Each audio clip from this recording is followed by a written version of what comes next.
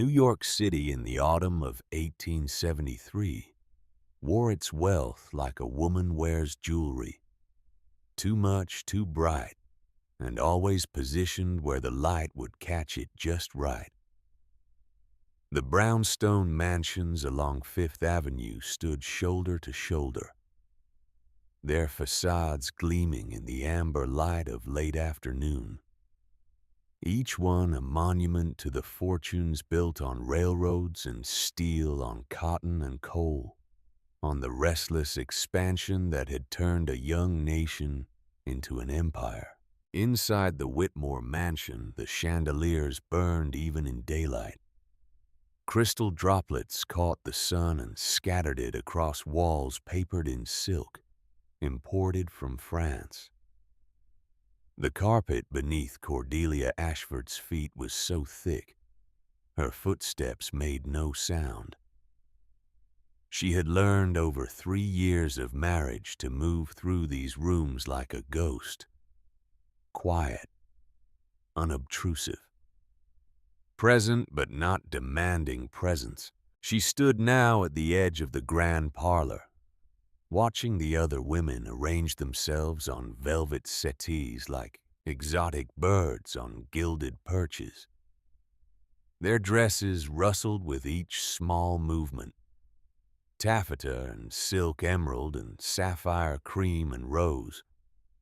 The afternoon light streaming through the tall windows turned them into living paintings, perfectly composed, perfectly still, except for the delicate motion of teacups rising to lips, painted the acceptable shade of not quite red.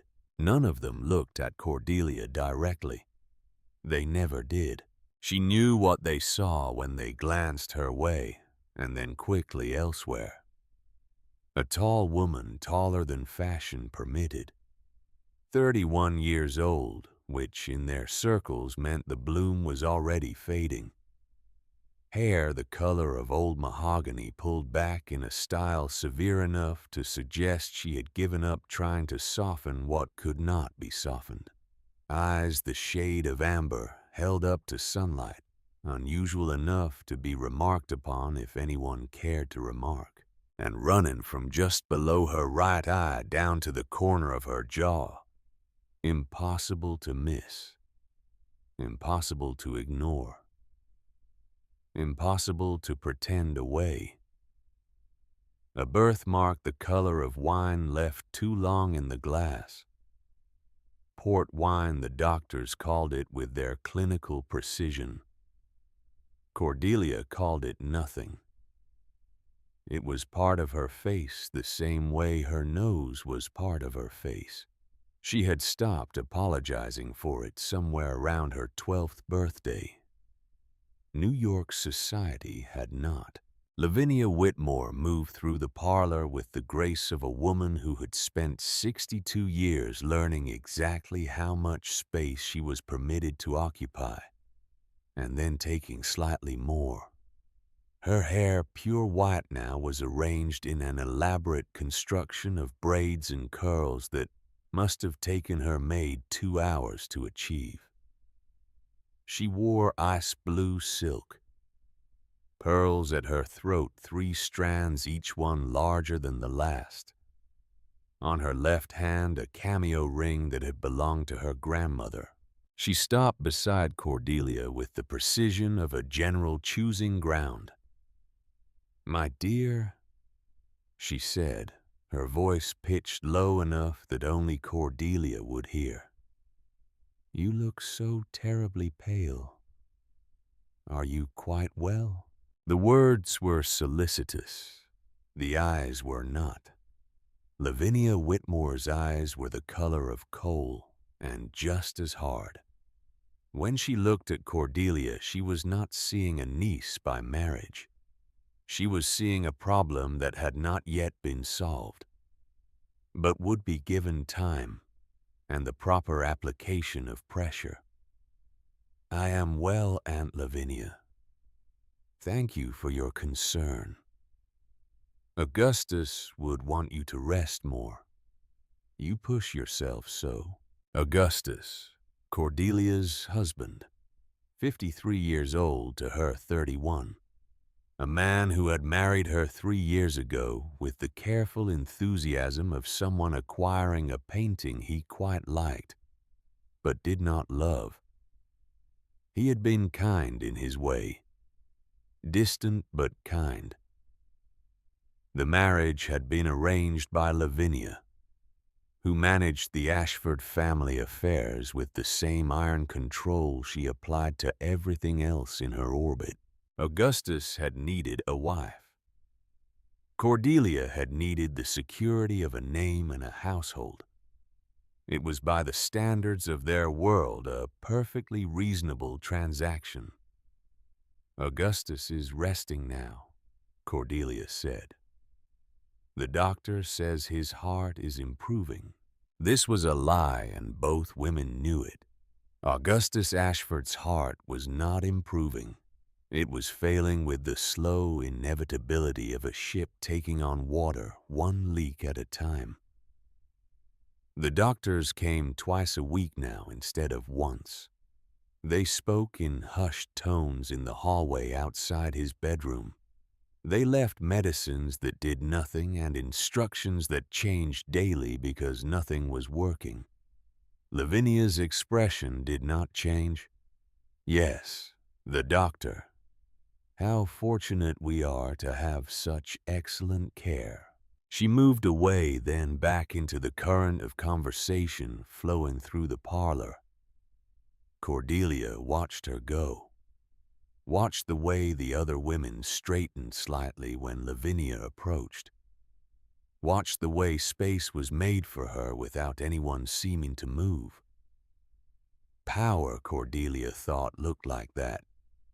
Like not having to ask for anything because everything was already being offered. She left the parlor without saying goodbye to anyone. No one noticed. Or if they did, they gave no sign. The Ashford townhouse was 4 blocks away, close enough that Cordelia walked rather than calling for a carriage. The October air was sharp with the promise of winter. Leaves the color of rust and copper tumbled down the streets. The city smelled of coal smoke and roasting chestnuts of horses and the particular dampness that comes just before the season turns. Cordelia pulled her shawl tighter and walked faster. She found Augustus in his bedroom propped up on pillows, staring out the window at nothing in particular. He had been handsome once. You could still see it in the bones of his face, in the line of his jaw. But illness had stripped away the flesh, leaving behind something gaunt and gray. He turned his head when she entered, smiled or tried to. Cordelia, how was your afternoon with the vultures? They are not vultures, Augustus. They are simply women with too much time and too little purpose. That is what vultures are. He coughed a wet, rattling sound that made Cordelia reach for the glass of water on the bedside table. He waved it away. Sit. Tell me something interesting. Anything. I am dying of boredom almost as quickly as I am dying of this damned heart. She sat in the chair beside his bed. The same chair she had occupied every evening for 3 years. There is nothing interesting to tell. It was the same as always. Then tell me something that is not interesting. I will take anything over the sound of my own breathing. So she told him about the new curtains Mrs. Vanderbilt had ordered, about the scandal of the youngest Astor girl being seen unchaperoned with a clerk from her father's firm, about the menu for the upcoming Whitmore ball, which would feature oysters from Long Island and wine from France, and some elaborate ice sculpture shaped like a swan. Augustus listened or pretended to. His eyes drifted closed, opened again, closed. Lavinia asked about you, Cordelia said quietly. Of course she did. She asks about me constantly. She is waiting. Waiting for what? For me to die, my dear. Do not look shocked. We both know it. She has been managing my affairs since I became too ill to manage them myself. Once I am gone, she will manage them completely. Unless... He stopped, opened his eyes, looked at her with something that might have been regret. Unless, what, Augustus? Unless you give me a son. The words sat between them like a third person in the room. Cordelia felt something cold settle in her chest. Augustus, we have discussed this. The doctors said it was unlikely. My constitution, they said. The difficulty of my temperament. The doctors are idiots. Your constitution is fine. Your temperament is the only thing about you that is not boring. He reached out, took her hand. His fingers were thin and cold. I should have done better by you, Cordelia. I should have been a better husband. A younger one, at least. You have been kind. Kind is what you are to servants. I should have been more. He coughed again. Lavinia wants you gone. You know this, yes. Cordelia said nothing. She had known it from the first day she entered this house. Lavinia Whitmore did not want a young woman with ideas of her own anywhere near the Ashford fortune. If there is a child, Augustus continued, you would have a claim. Protection. Without one. He did not finish the sentence. He did not need to. That night, Cordelia lay beside her dying husband in the darkness and listened to him struggle for breath. Outside, the city breathed more easily. Carriages rattled past. Somewhere, a dog barked. The sounds of a world that did not care whether Augustus Ashford lived or died, whether Cordelia Ashford had a place in it or not. She placed her hand on her stomach, so flat, so empty. The doctors had been clear. 3 years of marriage, no children. It was not Augustus's fault. It was hers. Her body, they said with their careful professional distance, was not suited for childbearing. Some women were made for it. Others were not. Cordelia had accepted this the way she had accepted the birthmark on her face, as a fact of her existence that could not be changed and therefore must be endured. But now, lying in the dark, listening to death come slowly for the man beside her, she wondered if acceptance had been wisdom or simply cowardice. Augustus died 3 weeks later on a Tuesday morning just after dawn. Cordelia was with him at the end. He opened his eyes, looked at her with something that might have been recognition, or might have been only the random firing of a brain losing oxygen. And then he was gone. The silence after was enormous.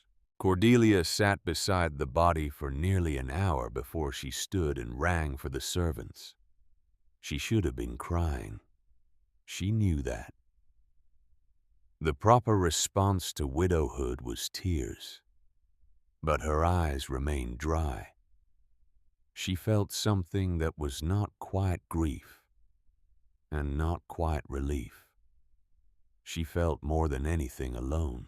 The funeral was held 4 days later at Trinity Church. Every pew was filled.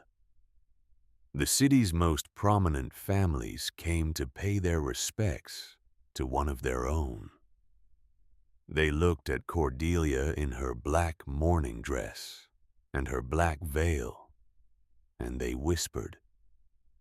She could not hear the words, but she knew what they were saying. Poor woman. No children. What will become of her now? Lavinia Whitmore sat in the front pew beside Cordelia, dressed in black silk that probably cost more than most families earned in a year. She did not cry either. She sat with her hands folded in her lap, her back straight, her expression composed. To anyone watching, she was the picture of dignified grief. Only Cordelia saw the small smile that touched the corner of her mouth when the coffin was lowered into the ground. The reading of the will took place 1 week later, in the office of Harrison and Sons attorneys at law. The office smelled of old paper and pipe tobacco. Rain drummed against the windows. November had arrived cold and wet. Cordelia sat in a leather chair that was too large for her and listened to Harrison Sr. read through the legal language that transformed a life into assets and liabilities. The townhouse, the summer home in Newport, the shares in various railroad companies, the investments, the accounts.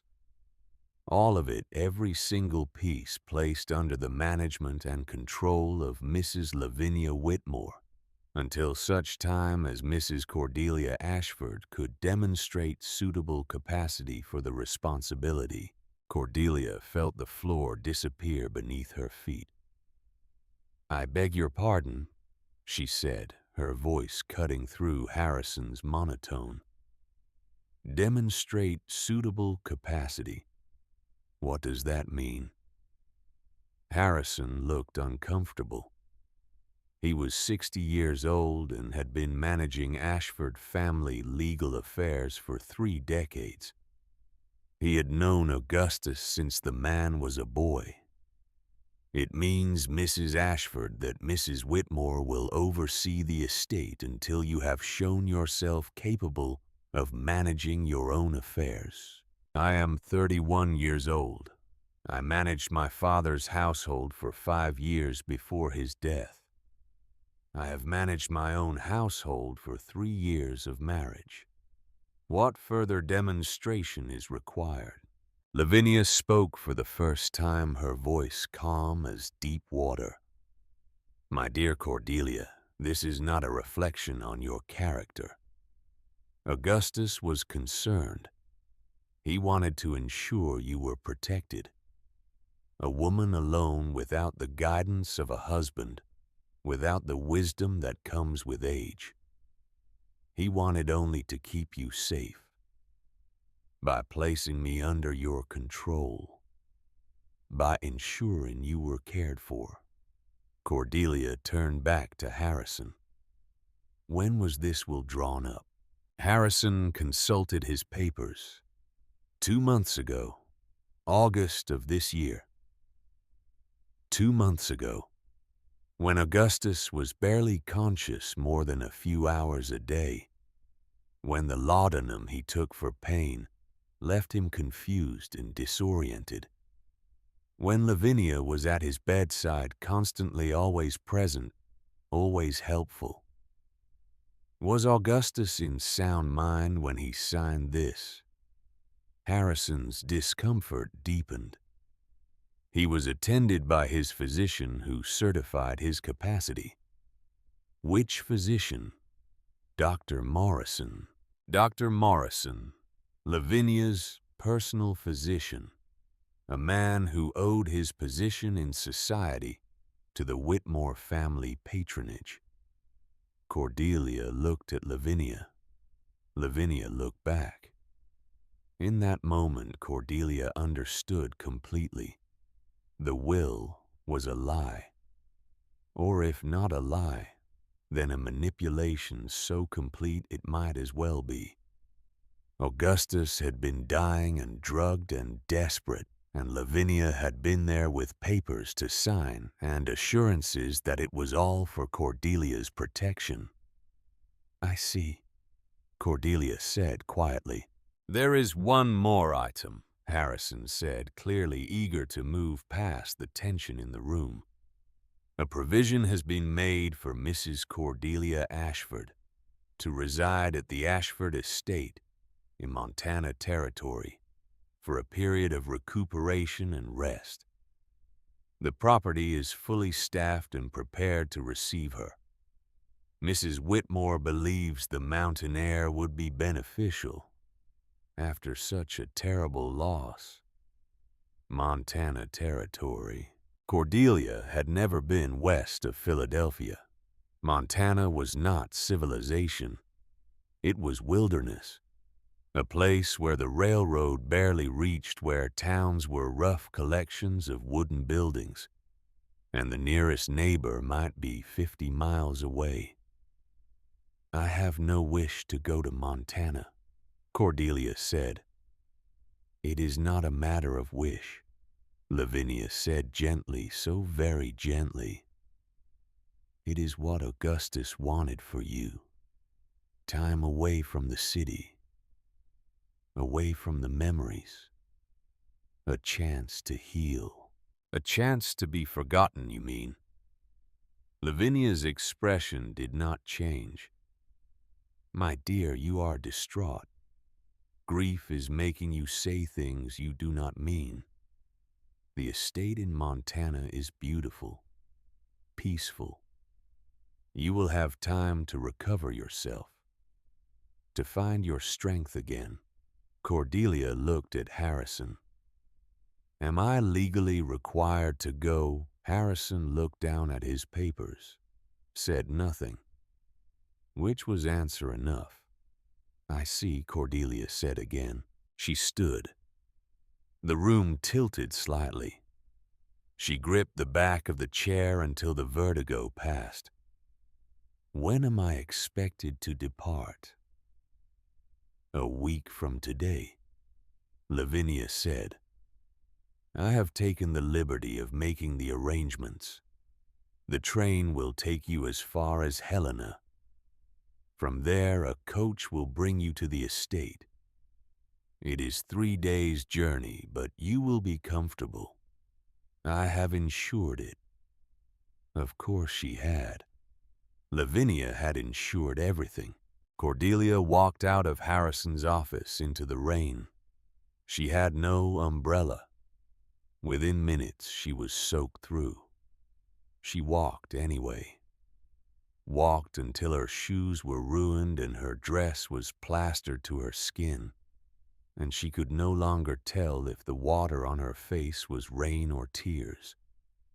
She ended up at the townhouse, her townhouse, except it was not hers anymore.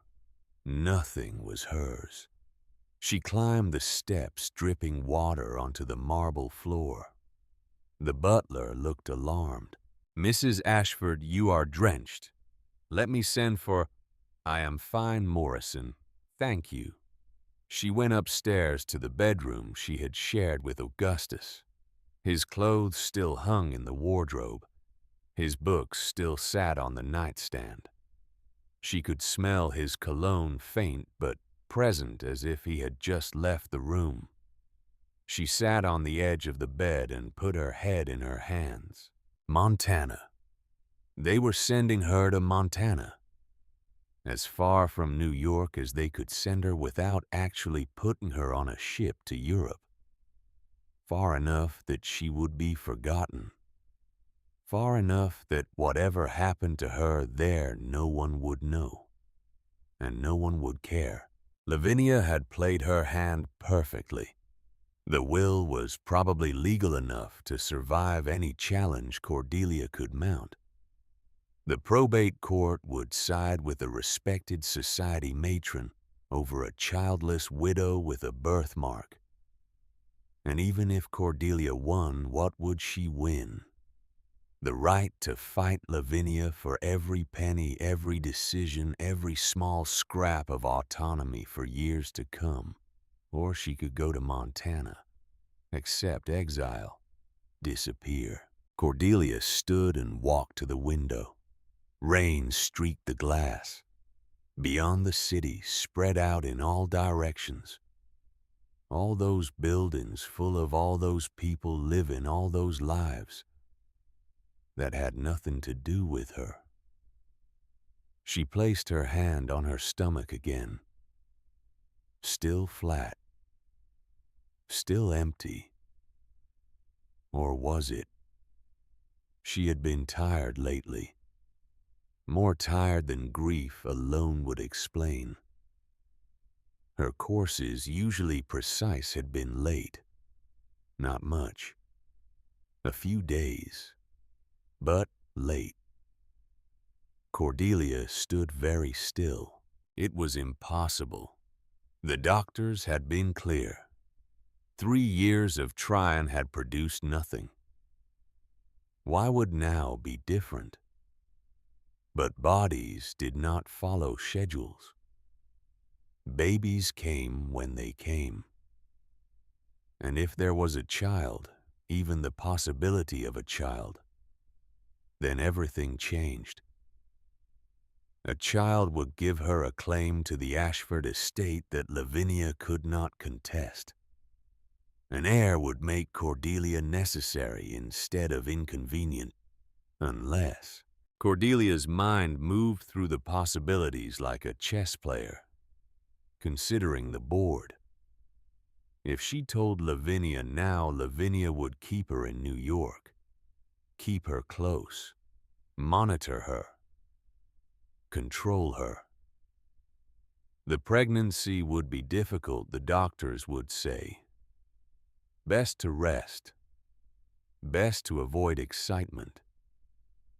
Best to sign these papers, make these decisions, trust these arrangements. And if she lost the baby, as so many women did, then she would be right back where she started. Except worse, because then Lavinia would know that Cordelia had tried to use pregnancy as leverage and failed. No. If there was a child, if there was even the possibility of a child, Cordelia could not let Lavinia know. Not yet. Not until it was too late for Lavinia to do anything about it. She would go to Montana. She would let them think they had won. And in the wilderness, far from Lavinia's eyes, she would find out if the impossible had become possible. And if it had, she would use that knowledge like the weapon it was. The train left New York on a Wednesday morning in late November. Cordelia brought 2 trunks, a carpet bag, and a crate of books. Lavinia came to see her off. They stood on the platform while porters loaded luggage and conductors shouted schedules. "Write to me," Lavinia said. "Let me know how you are settling in." "Of course, Aunt Lavinia. The estate manager is a man named William Grant. He has been with the family for 20 years. You can trust him." Trust him to report everything back to you, Cordelia thought. I am sure he is very capable. Lavinia touched Cordelia's arm. To anyone watching, it would look like affection. "This is for the best, my dear. You will see. Some time away from all of this." She gestured vaguely at the city, at the station, at everything. "It will give you clarity. I am certain it will." The conductor called for final boarding. Cordelia stepped up into the train car, found her seat. The window was dirty, but she could see through it well enough. Lavinia stood on the platform watching. She did not wave.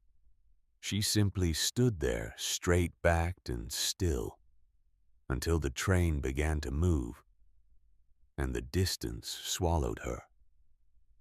Cordelia turned away from the window and looked at her hands. They were shaking slightly. She folded them in her lap and willed them to be still. 3 days to Montana. 3 days to think. 3 days before she saw what kind of exile Lavinia had prepared for her. The landscape changed as they traveled west. The orderly farmland of Pennsylvania gave way to the industrial sprawl of Ohio, and then the flat emptiness of the plains. Cordelia watched it all from her window. Mile after mile of nothing. Sky so big it seemed to press down on the earth. Towns that were barely towns, just a few buildings huddled together against the wind. The other passengers changed with each stop. Businessmen traveling to meetings in Chicago. Families heading west to claim homestead land. A group of miners returning to the silver fields. They looked at Cordelia curiously. A woman traveling alone was unusual. A woman traveling alone dressed in mourning was more unusual still. She kept to herself, ate the meals provided in the dining car, slept fitfully in her seat, and waited. Helena, Montana territory was smaller than Cordelia had imagined, and rougher. The buildings were wood, not stone. The streets were mud, not cobblestone. The air smelled of pine and smoke and horses. A man was waiting at the station with a wagon. He was perhaps 60 years old, weather-beaten and lean. He touched his hat when he saw her. "Mrs. Ashford, I am William Grant. Welcome to Montana." "Thank you, Mr. Grant." He loaded her trunks into the wagon with the ease of someone accustomed to physical labor. "It is another day's ride to the estate. We will stop overnight at a way station. I apologize for the accommodation. It is not what you are used to." "I will manage, Mr. Grant." They drove in silence. The road was barely a road, just 2 ruts worn into the ground by wagon wheels. The land on either side was vast and empty. Mountains rose in the distance, their peaks already white with snow. Cordelia had never seen anything so big. New York was cramped and vertical. This was open and horizontal. It made her feel small in a way that was not entirely unpleasant. The way station was a low building made of logs. Inside it was dark and smelled of wood smoke and coffee. The proprietor, a woman with gray hair and capable hands, showed Cordelia to a small room with a narrow bed. "Supper is at 6, the woman said. "Breakfast at dawn. The outhouse is around back." Cordelia thanked her, sat on the bed. The mattress was thin and lumpy. The room was cold. Through the single small window she could see the mountains turning purple in the fading light. She placed her hand on her stomach, still flat, but perhaps not quite as flat as it had been. Or perhaps that was wishful thinking. "If you are in there," she whispered to the possibility of a child, "hold on. Just hold on a little longer." The Ashford estate came into view late the following afternoon. It sat in a valley between 2 ridges of mountains surrounded by fields that had once been cultivated, but were now returning to wild grass. The main house was large, built of timber and stone with a wide porch that wrapped around 3 sides. It should have been impressive. Instead, it looked abandoned. How long has the estate been unoccupied? Cordelia asked. Grant shifted in his seat. 5 years, ma'am. Maybe 6. Mr. Ashford Sr. used to come out every summer when the railroad first came through. But after he passed, and then when Mr. Augustus took ill, he trailed off. Mrs. Whitmore gave orders to maintain the basics, but not much beyond that. The basics. Cordelia could see what that meant as they drew closer. The porch sagged. Several windows were broken. The fields were overgrown. Outbuildings that had once been barns or stables were missing shingles, their doors hanging crooked. How many staff are here? Just me and my wife, ma'am. We live in the foreman's cottage. There are 4 ranch hands who come in when needed, but we have not been running cattle or crops for some time now. 2 people to maintain 50,000 acres. Lavinia had not sent Cordelia to recuperate. She had sent her to rot. The inside of the house was worse than the outside. Dust covered every surface. The furniture was draped in sheets.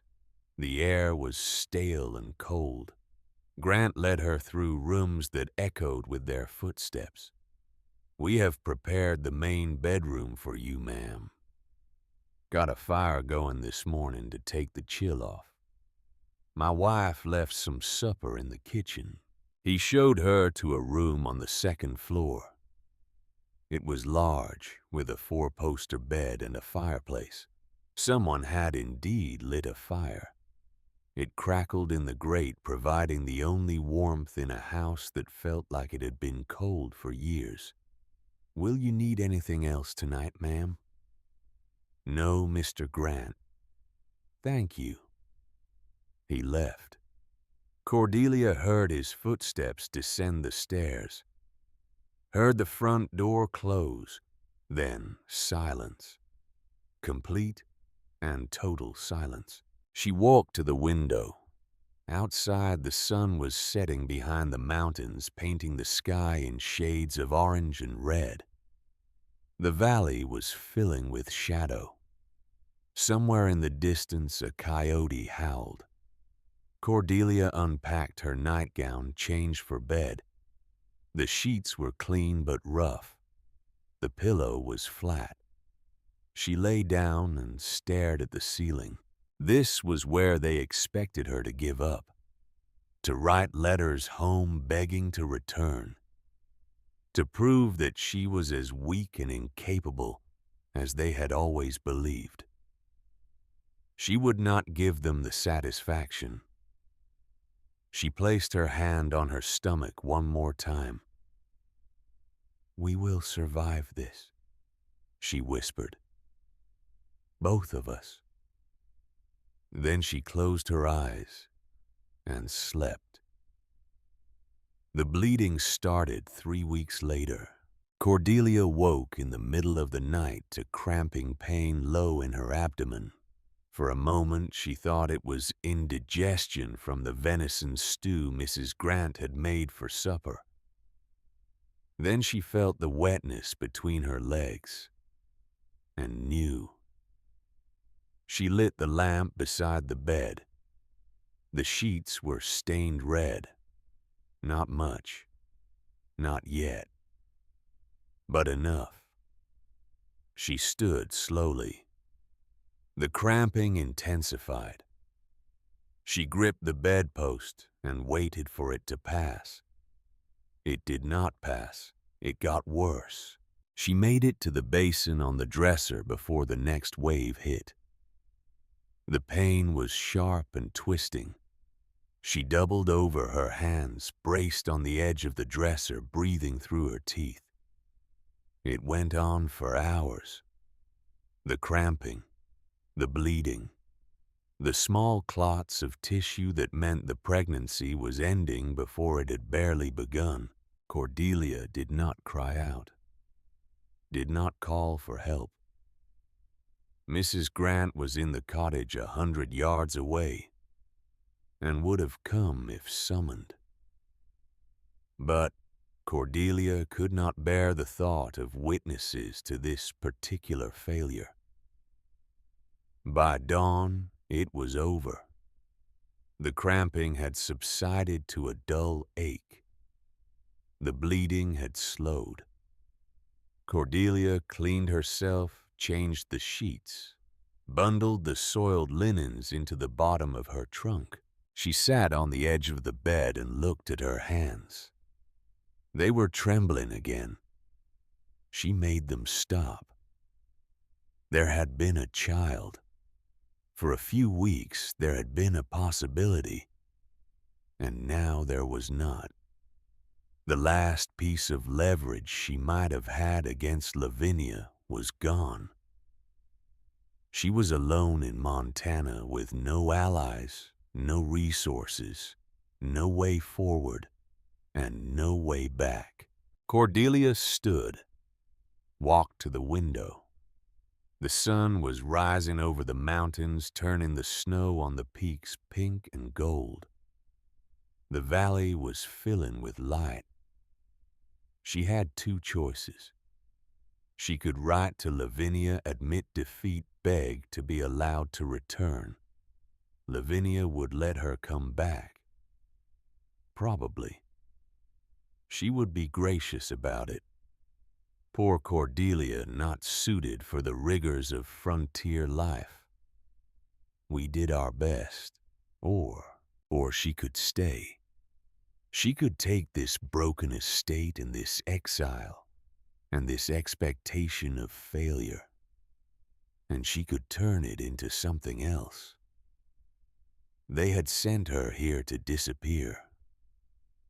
What if instead she became visible in a way they never expected? Cordelia turned from the window. The room was cold, but she was not shivering anymore. She felt something settling in her chest. Not hope exactly, not yet, but something harder. Something that felt like determination wrapped in rage.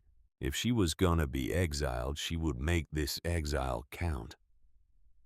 She dressed quickly, went downstairs, found Grant in the barn checking on the few horses they kept. "Mr. Grant, I need to see the account books for the estate." Grant looked surprised. "The books, ma'am?" "Yes, all financial records for the past 5 years. Everything. Mrs. Whitmore handles the finances from New York. I just manage the day-to-day operations here." "I understand. But there must be local records, expenses, purchases, debts." Grant hesitated. "There are some records in the estate office, but they are not in good order. No one has looked at them in years. I will look at them now." The estate office was a small room off the main hall. The desk was buried under papers. Ledgers were stacked haphazardly on shelves. Everything was covered in the same thick dust that coated the rest of the house. Cordelia opened the first ledger. The handwriting was barely legible. The numbers made no sense. Entries crossed out. Calculations wrong. Debts listed without any indication whether they had been paid. She opened another ledger. And another. The picture that emerged was not just neglect. It was sabotage. The estate owed money to every merchant in Helena. Feed stores, hardware stores, the bank. The debts had been accruing interest for years. Some of the creditors had filed liens against the property. But the estate also had income, or should have had. There were entries for cattle sold, timber harvested, land leased to neighboring ranchers, money that should have been coming in, except it was not coming in. Or if it was not being recorded here. Cordelia sat back in the chair, looked at the mess of papers spread before her. Lavinia had not just exiled her. Lavinia had deliberately run the estate into the ground. Racked up debts, pocketed the income, created a financial disaster that would justify selling the property for pennies on the dollar. Probably to a buyer Lavinia already had lined up. Someone who would pay her under the table while the official sale price barely covered the liens. It was elegant, really. Ruthless but elegant. Cordelia pushed back from the desk, walked to the window. Outside, Grant was leading a horse to the water trough. The animal was thin. Too thin. Everything here was starved. The land, the animals, the house itself. Starved but not dead. Not yet. She returned to the desk, began sorting papers into piles. Debts, income, contracts, correspondence. It took hours. Her fingers grew black with dust.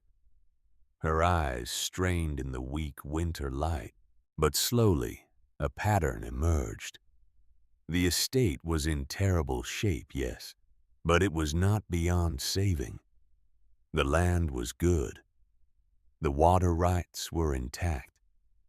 The timber stands were mature and valuable. The location, once the railroad pushed another 20 miles west, would be prime grazing land. Someone with money and knowledge and time could turn this around. Cordelia had none of those things, but she had something else. She had nothing left to lose. She worked through the afternoon, through supper, which she forgot to eat, into the evening. Mrs. Grant knocked once to ask if she needed anything. Cordelia sent her away. At midnight, she finally stopped, stood, stretched. Her back ached. Her head throbbed. But she had a list. 12 creditors who needed to be contacted. 6 contracts that needed to be renegotiated. 4 potential income streams that could be activated immediately if she could find the labor and the capital. And one more thing. She pulled open the bottom drawer of the desk. Inside, buried under old correspondence, she found what she was looking for. A surveyor's report from 1869. The year before Augustus had gotten sick. The year before everything had started to fall apart. She read it by lamplight. Read it twice to be sure. The survey had been commissioned to assess water resources on the property. The surveyor had found something. Underground. A massive aquifer running beneath the eastern fields. Deep enough to require drilling, but once accessed enough water to irrigate thousands of acres. There was a note in the margin in handwriting she recognized as Augustus's. Promising. Investigate further. But no further investigation had happened. Augustus had fallen ill. Lavinia had taken over. And this report had been filed away and forgotten. Cordelia stood holding the surveyor's report in both hands. Water. The one thing this land needed most. The one thing that could transform it from marginal grazing land into something genuinely valuable. It was here, right beneath their feet, waiting. She looked around the office, at the piles of papers documenting years of failure and neglect, at the ledgers full of debt. Somewhere in New York, Lavinia Whitmore was probably sleeping peacefully in her silk sheets, certain that Cordelia would either give up and come crawling back or fade away into obscurity. Lavinia was wrong. Cordelia went to the desk, found clean paper and a pen, began to write. Not to Lavinia, not to anyone in New York. She wrote to the surveyor whose name was on the report. She wrote to 3 engineering firms in San Francisco. She wrote to the bank in Helena requesting a meeting to discuss the liens against the property. She wrote until dawn. When she finally put down the pen, her hand was cramped and ink-stained. But she had a plan. Mrs. Grant found her asleep at the desk at 8 in the morning. She woke Cordelia gently. "Ma'am, you have been in here all night." Cordelia sat up. Every muscle in her body protested. "I need these letters posted today. Can Mr. Grant take them to Helena?" Mrs. Grant looked at the stack of envelopes. "That is quite a lot of correspondence, ma'am." "Yes, it is. It is the beginning." "The beginning of what, if you do not mind my asking?" Cordelia stood, looked around the office, at the papers she had sorted, at the ledgers she had deciphered, at the surveyor's report lying on the desk. "The beginning of proving that everyone who wrote me off made a very serious mistake." Mrs. Grant said nothing for a moment. Then she smiled. It was small, but it was real. "I will have Mr. Grant leave within the hour." Over the following weeks, Cordelia learned what it meant to build something from nothing. She learned that knowledge was not the same as capability, that wanting something was not the same as knowing how to achieve it. She learned about soil types from the ranch hands, learned about irrigation from books ordered from San Francisco, learned about cattle breeding from the neighboring rancher who came by to offer condolences on her widowhood, and stayed to give advice when he saw she was actually listening. She learned to keep accounts properly, to negotiate with creditors who assumed a woman could be bullied into accepting bad terms, to walk the property lines until she knew every fence post, every water source, every rocky outcrop. She learned that her hands could blister and then callous, that her back could ache from labor and still be made to work the next day, that she could function on 4 hours of sleep and coffee, strong enough to strip paint. The responses to her letters began arriving in January. The surveyor was dead, but his son had taken over the business and remembered the report. Yes, the aquifer was still there. Yes, it could be tapped. But it would require capital, significant capital. The engineering firms sent estimates, astronomical numbers that made Cordelia's stomach drop. The bank in Helena agreed to meet, but made it clear they saw no reason to extend credit to a woman managing a failing estate. Every door she approached was either closed or barely cracked. But Cordelia kept pushing. In February, one of the engineering firms sent a different kind of letter. They had a junior engineer willing to come out and assess the site for half the usual fee.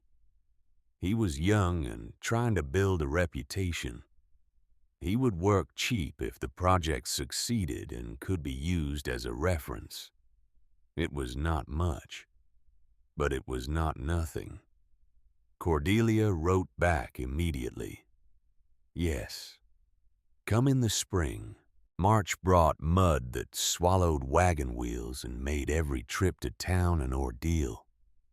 It brought wind that seemed to blow, constantly rattling windows and stripping paint. It brought Cordelia's 32nd birthday, which she celebrated alone with a piece of dried apple pie Mrs. Grant had made. It also brought a letter from Lavinia. Cordelia held the envelope for a long time before opening it. The paper was thick and expensive. The handwriting was Lavinia's perfect copperplate script. "My dear Cordelia, I trust this letter finds you well, and that the mountain air is proving restorative as Augustus hoped. I have received your correspondence regarding the estate finances. While I applaud your interest in understanding the family affairs, I must caution you against overexertion. These matters are complex and are best left to those with experience in such things. I am pleased to inform you that I have received an offer for the Montana property.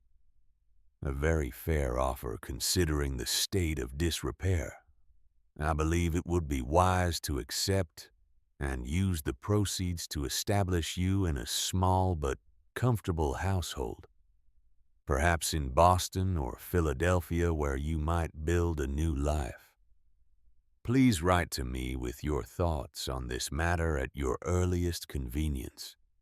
Yours in continued affection, Lavinia." Cordelia read the letter twice. Then she walked to the fireplace and fed it to the flames. Lavinia wanted her to sell. Of course she did. Because if Cordelia sold, Lavinia could take her percentage as estate manager and wash her hands of the whole situation. Cordelia would be removed from the Ashford holdings permanently, too poor to fight back and too isolated to cause trouble. The fire consumed the letter, turning Lavinia's perfect script to ash. Cordelia turned away from the fireplace, looked around the office that had become her command center, at the maps she had pinned to the walls, showing property boundaries and water sources, at the ledgers she had reorganized, at the plan she had been building piece by careful piece. She sat down at the desk, took up her pen. "Dear Aunt Lavinia, thank you for your concern regarding my welfare. I am indeed well. The mountain air suits me. Regarding the offer for the estate, I must respectfully decline. I have no interest in selling at this time. I have plans for this property that I believe Augustus would have supported. I will handle the estate matters myself going forward. Please consider this letter formal notice that I am assuming direct management of all Ashford holdings in Montana Territory. Yours, Cordelia Ashford." She sealed the letter, posted it the next day. Then she went back to work. 3 years changes a person. 3 years in a place that wants you gone teaches you things that polite society never could. Cordelia learned them all. She learned that soil could be read like a book if you knew the language, that water moved underground in patterns older than nations, that a fence line meant nothing if the posts were not set deep enough to survive the winter frost. She learned to wake at dawn because daylight was currency, and you spent every minute of it. Learned to sleep through wind that rattled the house like bones in a box. Learned the particular exhaustion that comes from building something with your own hands, the kind of tired that lives in your muscles and makes you dream in images of wood grain and stone. By the spring of 1876, the Ashford estate had changed. Not dramatically, not in ways that would impress anyone from New York, but in ways that mattered. The irrigation system was still more dream than reality. But Cordelia had convinced the young engineer from San Francisco to stake his reputation on it. They had drilled 3 test wells. 2 had failed. The third had hit water at 60 feet, exactly where the old survey had predicted. The water had come up sweet and cold enough flow to convince the engineer that the aquifer was real. The system itself was elegant in its simplicity. A series of channels cut into the earth lined with stone gravity, fed from a reservoir they would build at the high point of the eastern fields. It would take 2 years to complete. It would cost every penny Cordelia could borrow, beg or extract from creditors who still thought she was insane. But it would work. The cattle operation had restarted on a small scale. 40 head of good breeding stock purchased from a rancher in Wyoming who had needed cash more than he needed cows. Cordelia had driven a hard bargain. She was getting good at that. Good at knowing when to push and when to hold back. Good at reading the moment when a man's pride made him stubborn, and the moment when his practical sense made him flexible. The timber operation was bringing in steady money. Not much, but steady. They were selectively harvesting the mature stands, selling to the lumber mills in Helena. Grant supervised the cutting. Cordelia handled the contracts. She had discovered she had a talent for contracts, for seeing where the leverage was hidden in the language. The debts were being paid down. Slowly. Too slowly. But consistently. Every month Cordelia sent money to another creditor. Every month she crossed another name off the list. The liens were still there hanging over everything like storm clouds, but they were not getting bigger. The ranch hands who had been ready to leave 3 years ago were still there. They had watched Cordelia transform from a New York widow in mourning dress to something else, something harder. They did not entirely know what to make of her. A woman who could calculate yield per acre, but also help pull a calf during a difficult birth. A woman who kept books like a banker but was not above digging post holes when they were short-handed. They respected her, though. Cordelia could feel it. It was different from the cold courtesy she had received in New York. This was earned respect. The kind that came from watching someone prove themselves day after day. Mrs. Grant had become something close to a friend, though neither woman would have used that word. They took coffee together most mornings before the work started, discussed what needed doing, sometimes talked about other things. Mrs. Grant's daughter in San Francisco, the weather, the territorial politics that might affect land grants. Mrs. Grant never asked about New York, never asked why a woman like Cordelia had ended up here. She seemed to understand that some stories did not need telling. Cordelia was 34 years old. Her hair had more gray than it had 3 years ago. Her hands were no longer soft. The birthmark on her face had been weathered by sun and wind until it was just another part of her, unremarkable against skin that had tanned and freckled and stopped caring what anyone thought about it. She stood now on the eastern ridge, looking down at the land that was becoming hers in a way that had nothing to do with legal ownership. The valley spread below green with spring growth. The test well stood like a declaration. The channels for the irrigation system were rough cuts in the earth, waiting to be lined with stone. It was not beautiful yet, but it would be. A rider was coming up the main road from Helena. Cordelia watched the dust trail, trying to place who it might be. Too early for the mail. Grant was in town, but he had taken the wagon, not a horse. The neighboring ranchers all came from different directions. She walked down from the ridge, reached the main house as the rider was dismounting. He was tall, broad across the shoulders, moving with the careful precision of someone who had learned to favor one side. When he turned, she saw the reason. His left leg did not bend quite right. Old injury, long healed but permanent. He was perhaps 40, dressed in clothes that were too fine for ranch work, but not fancy enough to mark him as wealthy. His hair was dark with silver at the temples. His eyes were a shade between gray and green that changed as the light hit them. He removed his hat when he saw her. Mrs. Ashford, yes. Sterling Marlowe, Federal Land Office. I apologize for arriving unannounced.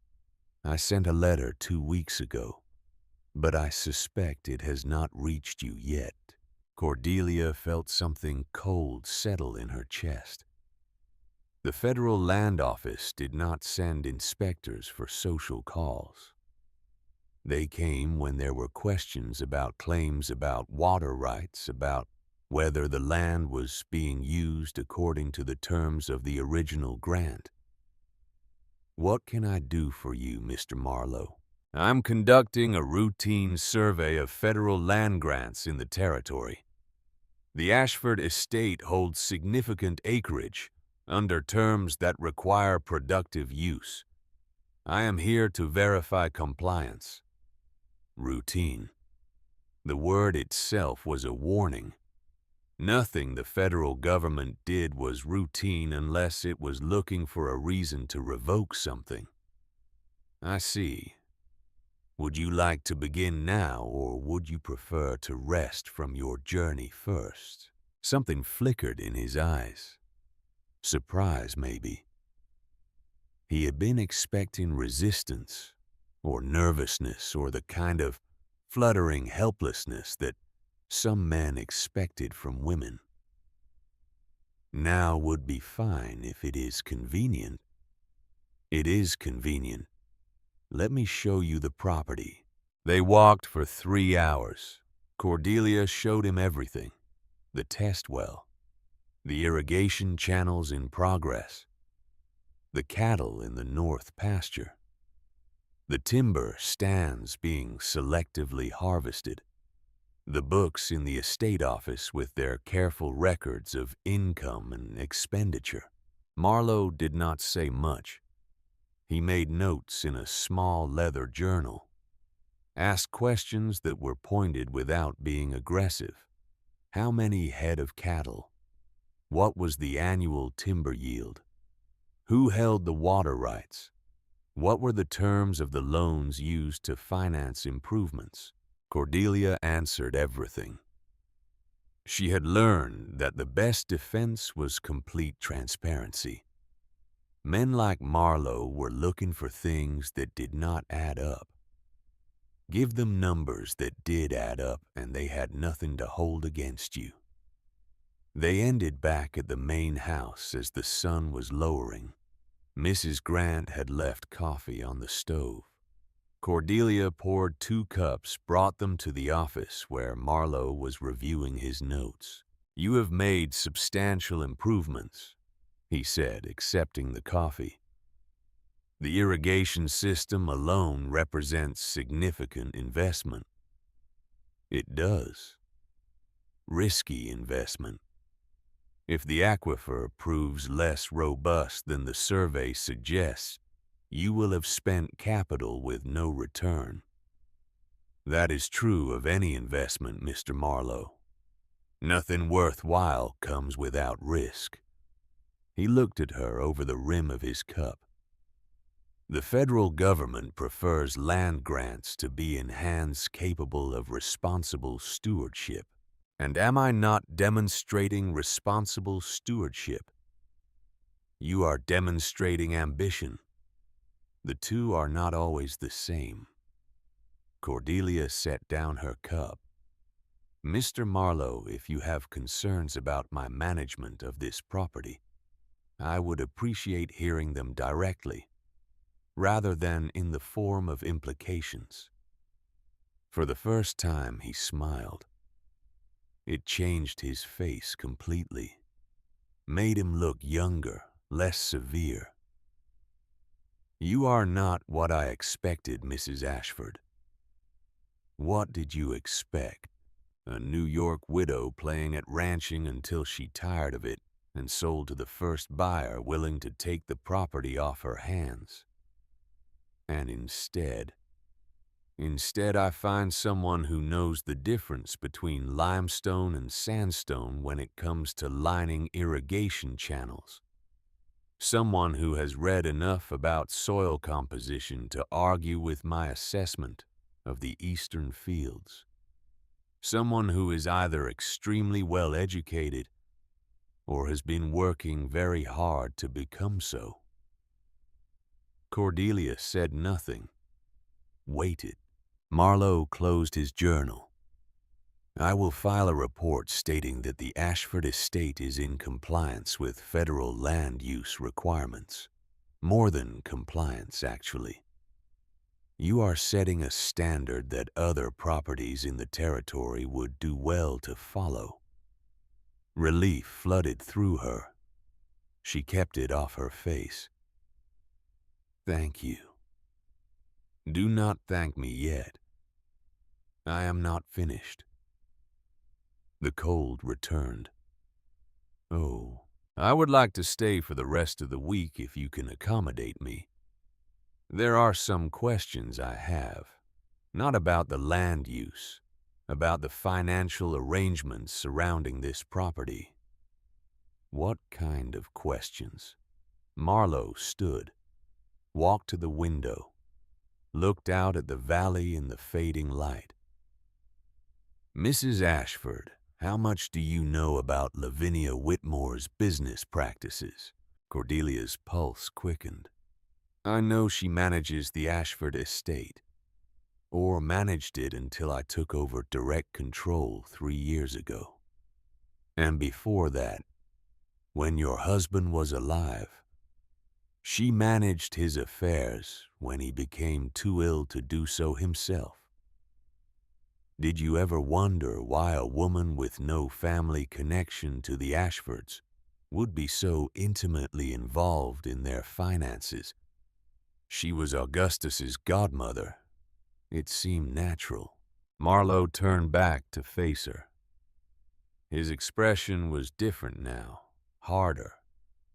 My father was Harrison Marlowe. Do you recognize the name? No. He was an investor. Not a major one, but successful enough.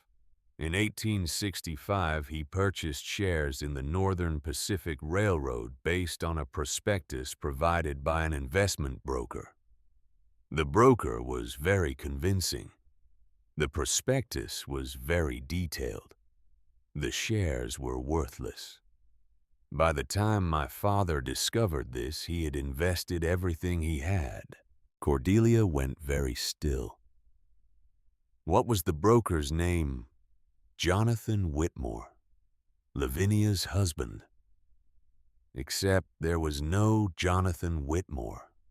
There was only Lavinia using her husband's name because women were not permitted to broker securities. She had created the false prospectus. She had sold the worthless shares. She had taken my father's money and the money of 6 other men and disappeared it into accounts that could not be traced. The room felt smaller, colder. Your father killed himself 6 months later. jumped from a bridge in Chicago, left a note that said he could not live with the shame of what he had lost. I was 16. Mr. Marlowe, I am sorry. Truly, but I do not see what this has to do with. I have been investigating Lavinia Whitmore for 3 years. Mrs. Ashford, since I got this position with the land office, I have been using it to examine every property she has touched, every estate she has managed, every fortune she has overseen. And in every single case I have found the same pattern: money flowing in, less money flowing out. The difference vanishing into arrangements so complex that proving fraud would require resources I do not have. Cordelia's mind was racing. You think she has been stealing from the Ashford estate? I think she has been systematically embezzling from every family foolish enough to trust her with their finances. Your husband's estate is one of 7 I have documented. But documentation is not proof. I need records that show where the money went. I need someone on the inside who has access to the real books, not the ones Lavinia shows to lawyers and judges. I do not have those records. Everything she did from New York. But she had to have local accounts, banks where the estate income was deposited before being transferred east, ledgers showing what came in versus what was reported. You have been managing this property for 3 years. You must have seen discrepancies. Cordelia thought about the chaos she had found when she first opened the estate office. The missing entries, the contracts that did not match the income reported, the debts that seemed designed to drain the property dry. I have seen discrepancies, she said slowly. I assume they were the result of neglect, of poor management. Perhaps some were. But I would wager that if you look closely, you will find that money was being systematically siphoned away. Not enough to be obvious, just enough year after year to bleed the estate while maintaining the appearance of legitimate management. Why are you telling me this? Marlowe met her eyes. Because I need help. Because the federal government does not care about civil fraud against private citizens. Because I have been doing this alone for 3 years, and I am no closer to building a case that would hold up in court. And because you, Mrs. Ashford, are the first person I have met who has both the access and the reason to want Lavinia Whitmore brought to justice. Cordelia walked to the window, stood beside him. Outside, the light was almost gone. The valley was filling with blue shadow. If what you say is true, she said quietly, if Lavinia has been stealing from this estate for years, then proving it will destroy her. It will also destroy any claim she has to managing the Ashford holdings, which means I would gain full control. Yes, which gives me a motive that could be questioned. Makes me look like I am using fraud accusations to settle a personal grievance. Also, yes. So why would I help you? Why would I risk my own credibility to pursue something that might fail and would certainly make me enemies? Marlowe was quiet for a moment. Because it is the right thing to do. Because 7 families have been victimized, and you have the power to give them justice. Because a woman who spent 3 years turning a failing ranch into a profitable operation is not someone who backs down from difficult fights. Cordelia turned to look at him. You do not know me, Mr. Marlowe. You have been here less than a day. I know you well enough. I know that when you showed me the irrigation system, you did not talk about how pretty it would be or how it would increase property values. You talked about how it would transform marginal land into productive acres, how it would provide jobs, how it would prove that this region could support sustainable agriculture. That is not how someone talks when they are playing at ranching. That is how someone talks when they are building something that matters. Pretty words, Mr. Marlowe. True words, Mrs. Ashford. They stood in silence. Outside, the first stars were appearing. Cordelia thought about Lavinia in her ice-blue silk and her perfect pearls. Thought about the funeral where Lavinia had smiled when Augustus's coffin went into the ground. Thought about the will that had been signed when Augustus was too drugged and too weak to understand what he was signing. I will help you, Cordelia said, but on one condition, which is, when this is over, when we have proof and can take it to court, I want more than just control of the estate. I want everything Lavinia has taken. Every penny. Not for me. I want it returned to the families she stole from, including yours. Marlowe said nothing for a long moment. Then he extended his hand. Agreed. Cordelia shook it.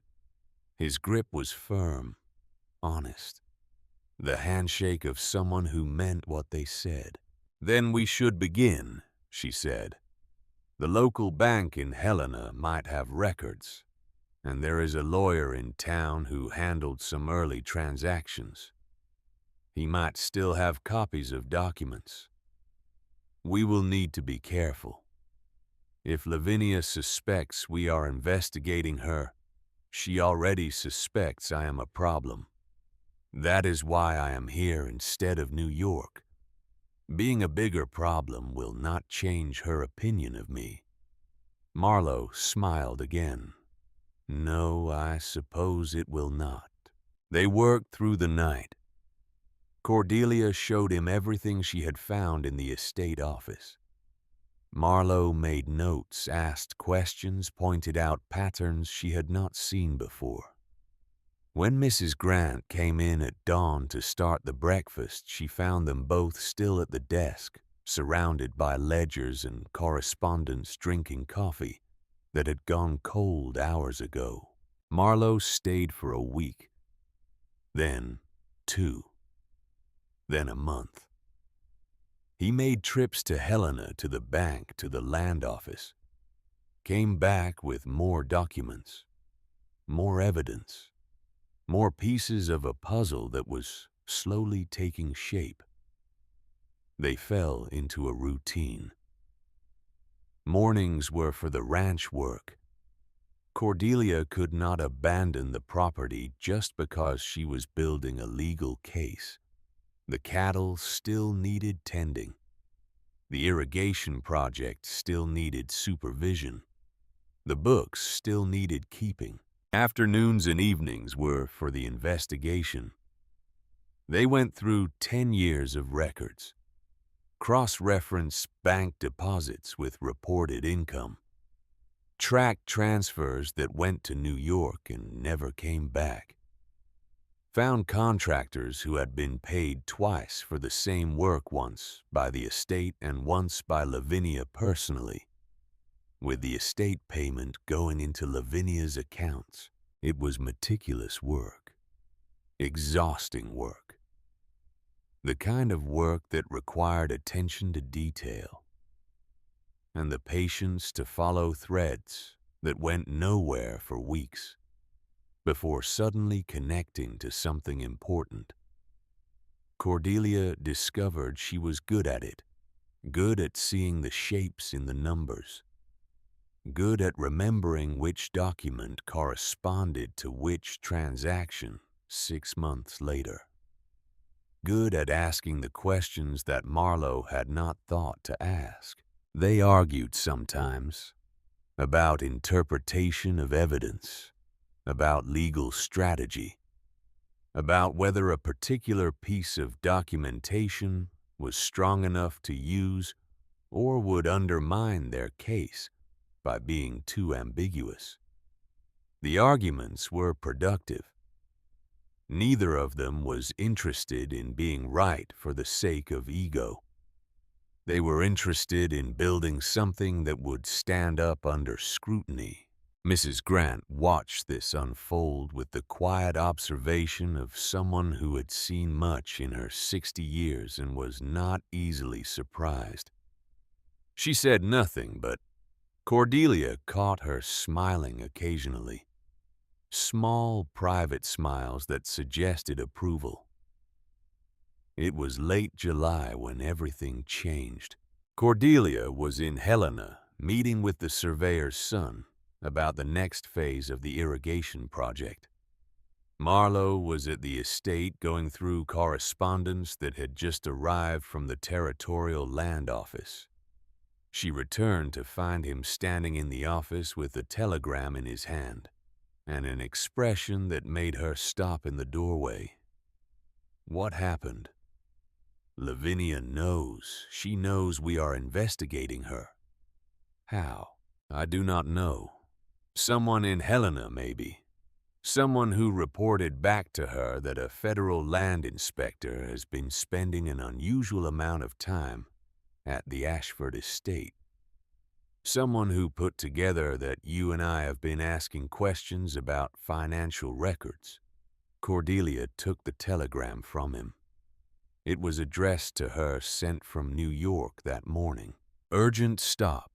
Financial irregularities discovered. Ashford. Estate stop. Immediate audit required. Stop. Federal inspection suspended pending review. Stop. Return NYC. Immediately stop. Whitmore. She is pulling the money, Marlowe said. Right now. As we stand here. She is closing accounts, transferring funds, destroying evidence. By the time we could get a court order to freeze the assets, there will be nothing left to freeze. Cordelia felt the ground shift beneath her feet. How much money are we talking about? From this estate alone. Based on what we have documented so far, probably $120,000 over 10 years. $120,000. More than enough to complete the irrigation system. More than enough to pay off every debt purchase. More cattle expand the timber operation. Enough to make the estate not just viable, but genuinely prosperous. Gone. Or about to be. Can we stop her? Not legally. Not fast enough. By the time we file the paperwork, get a hearing, convince a judge that a respected New York society matron is an embezzler, she will have moved everything offshore or into trusts we cannot touch. Cordelia walked to the window, looked out at the valley, at the irrigation channels half built, at the future she had been constructing piece by careful piece for 3 years. There has to be something we can do. Marlowe was quiet. When she turned back, he was holding another document. This one older, yellowed at the edges. I found this in the bottom of a file box. It was stuck to the back of another document. I almost missed it. He handed it to her. It was a letter. Written in handwriting Cordelia recognized immediately as Augustus's. The letter was dated March 1873. 2 months before he died. My dearest Cordelia, if you are reading this, I am gone and things have proceeded as I feared they would. Lavinia has managed to do what she has planned for so long. She has taken control. I discovered 6 months ago what she has been doing. The investments that were not investments. The transfers that went only one direction. I confronted her. She did not deny it. She said I had been a fool to trust her, and that my death would be convenient for everyone. That night I became very ill. The doctors said it was my heart. But I know what poison tastes like, Cordelia. My father died of the same thing, the same symptoms, the same progression. Lavinia was there both times. I am writing this in a moment of clarity before the next dose of medicine she brings me. I will hide it where I hope you might find it someday. I do not know if you will. I do not know if it will matter. But if you are reading this, know that I am sorry. Sorry for bringing you into this family. Sorry for leaving you vulnerable to her. Sorry that I was not strong enough to stop her before she made you another one of her victims. The green bottle on my bedside table, the one she says is heart tonic. Have it tested. You will find arsenic. I wish I had been a better husband to you. I wish I had given you the life you deserved instead of this mess. Forgive me. Augustus. Cordelia read the letter 3 times. Her hands were shaking. She made them stop. This proves she murdered him. It proves he believed she murdered him. A defense lawyer would argue it was the delusion of a sick man. We would need the bottle. We would need to test it. The bottle is long gone. The estate was cleared after the funeral. Everything was disposed of or packed away. Then we have a letter written by a dying man making an accusation he cannot prove. It is powerful. It is damning. But it is not necessarily enough to convict. Cordelia set the letter down on the desk, looked at it. Augustus's handwriting still clear and strong, despite whatever poison was already in his system. He had known he was dying, had known Lavinia was killing him, and he had tried in the only way left to him to warn her. She is not going to stop, Cordelia said quietly. Even if we expose the embezzlement, even if we prove she stole from all those families, she will find a way to survive. People like Lavinia always do. They have lawyers and connections and enough money hidden away to start over somewhere else. Probably. So what do we do? Marlowe looked at the letter. We fight with what we have. We take this to the newspapers. We take it to every family she victimized. We make enough noise that she cannot hide from it. It might not put her in prison, but it will destroy her reputation. And for someone like Lavinia, that might be worse than prison. Or, Cordelia said slowly, we make her panic. Explain. Right now she is acting carefully, covering her tracks, moving money in ways that will be hard to trace. But what if she thought we had more evidence than we do? What if she thought we had proof that would put her away for murder? Not just embezzlement. You want to bluff. I want to make her desperate. Desperate people make mistakes. And I want her to know. that I know what she did. I want her to understand that the woman she tried to bury is standing over her grave instead. Marlowe studied her. That is risky. Everything worth doing is risky, Mr. Marlowe. You told me that yourself. He smiled. I was talking about irrigation systems. The principle is the same. They sent the letter the next day, not to Lavinia directly, to the New York Herald, along with copies of the financial documents they had assembled, along with a cover letter laying out the full scope of what they believed Lavinia had done: embezzlement, fraud, murder. The letter was careful to say alleged and suspected in all the right places. But the implications were clear. The response came faster than either of them expected. 2 weeks after the Herald letter was sent, before it could even be published, the timber mill burned. It happened at night. No one saw how it started. The fire moved fast, feeding on dry wood and turpentine. By the time Grant and the ranch hands got there with buckets, it was too late.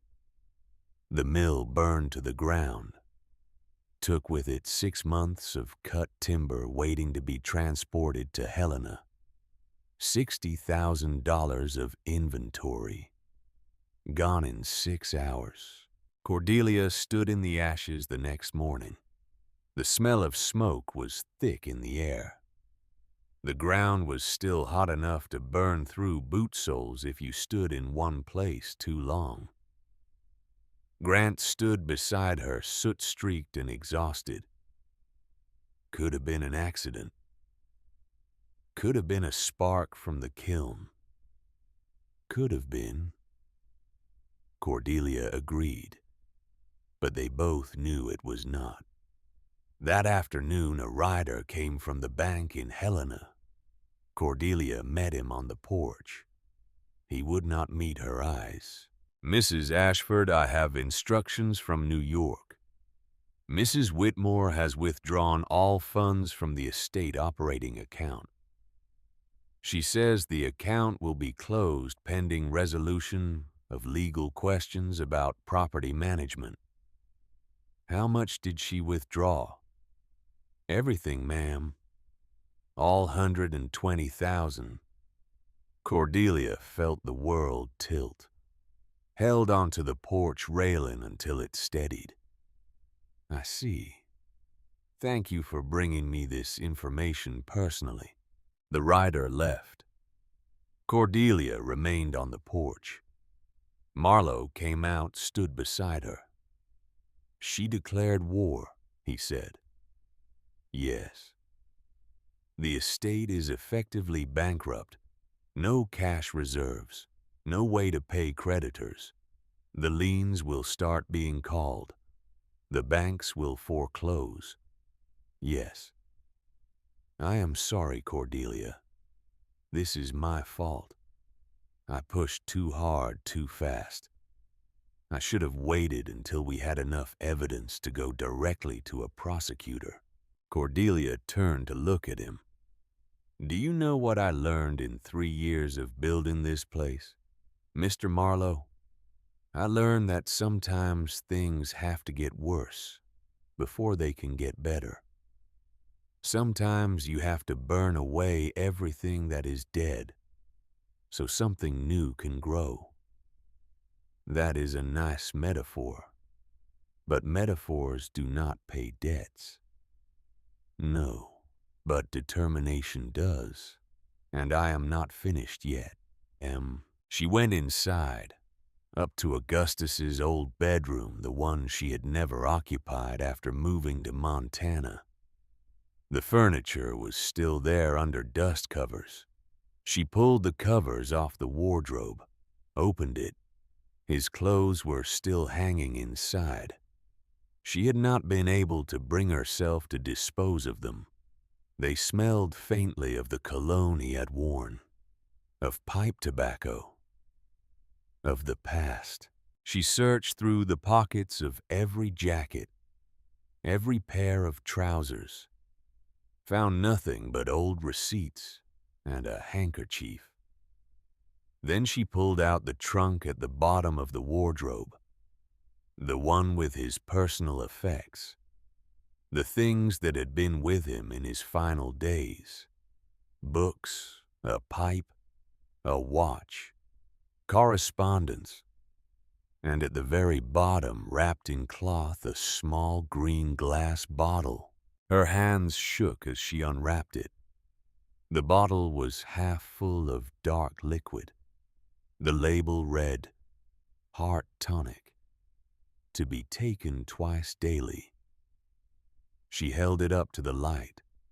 Marlowe appeared in the doorway, saw what she was holding. "Is that—" "Yes." "How?" "I could not throw it away. After he died, after everything was being packed up, I took it. I do not know why. Maybe some part of me already knew. We need to have it tested. Find out if there is actually arsenic." "We will. But first, we need to let Lavinia know we have it."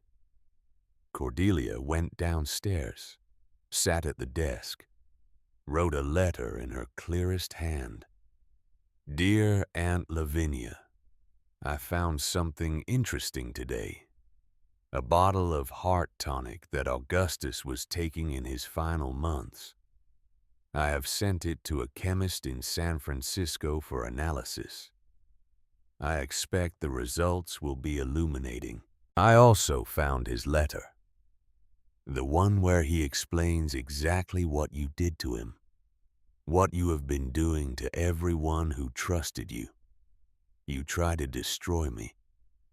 You sent me here hoping I would fade away into nothing. Instead, I built something.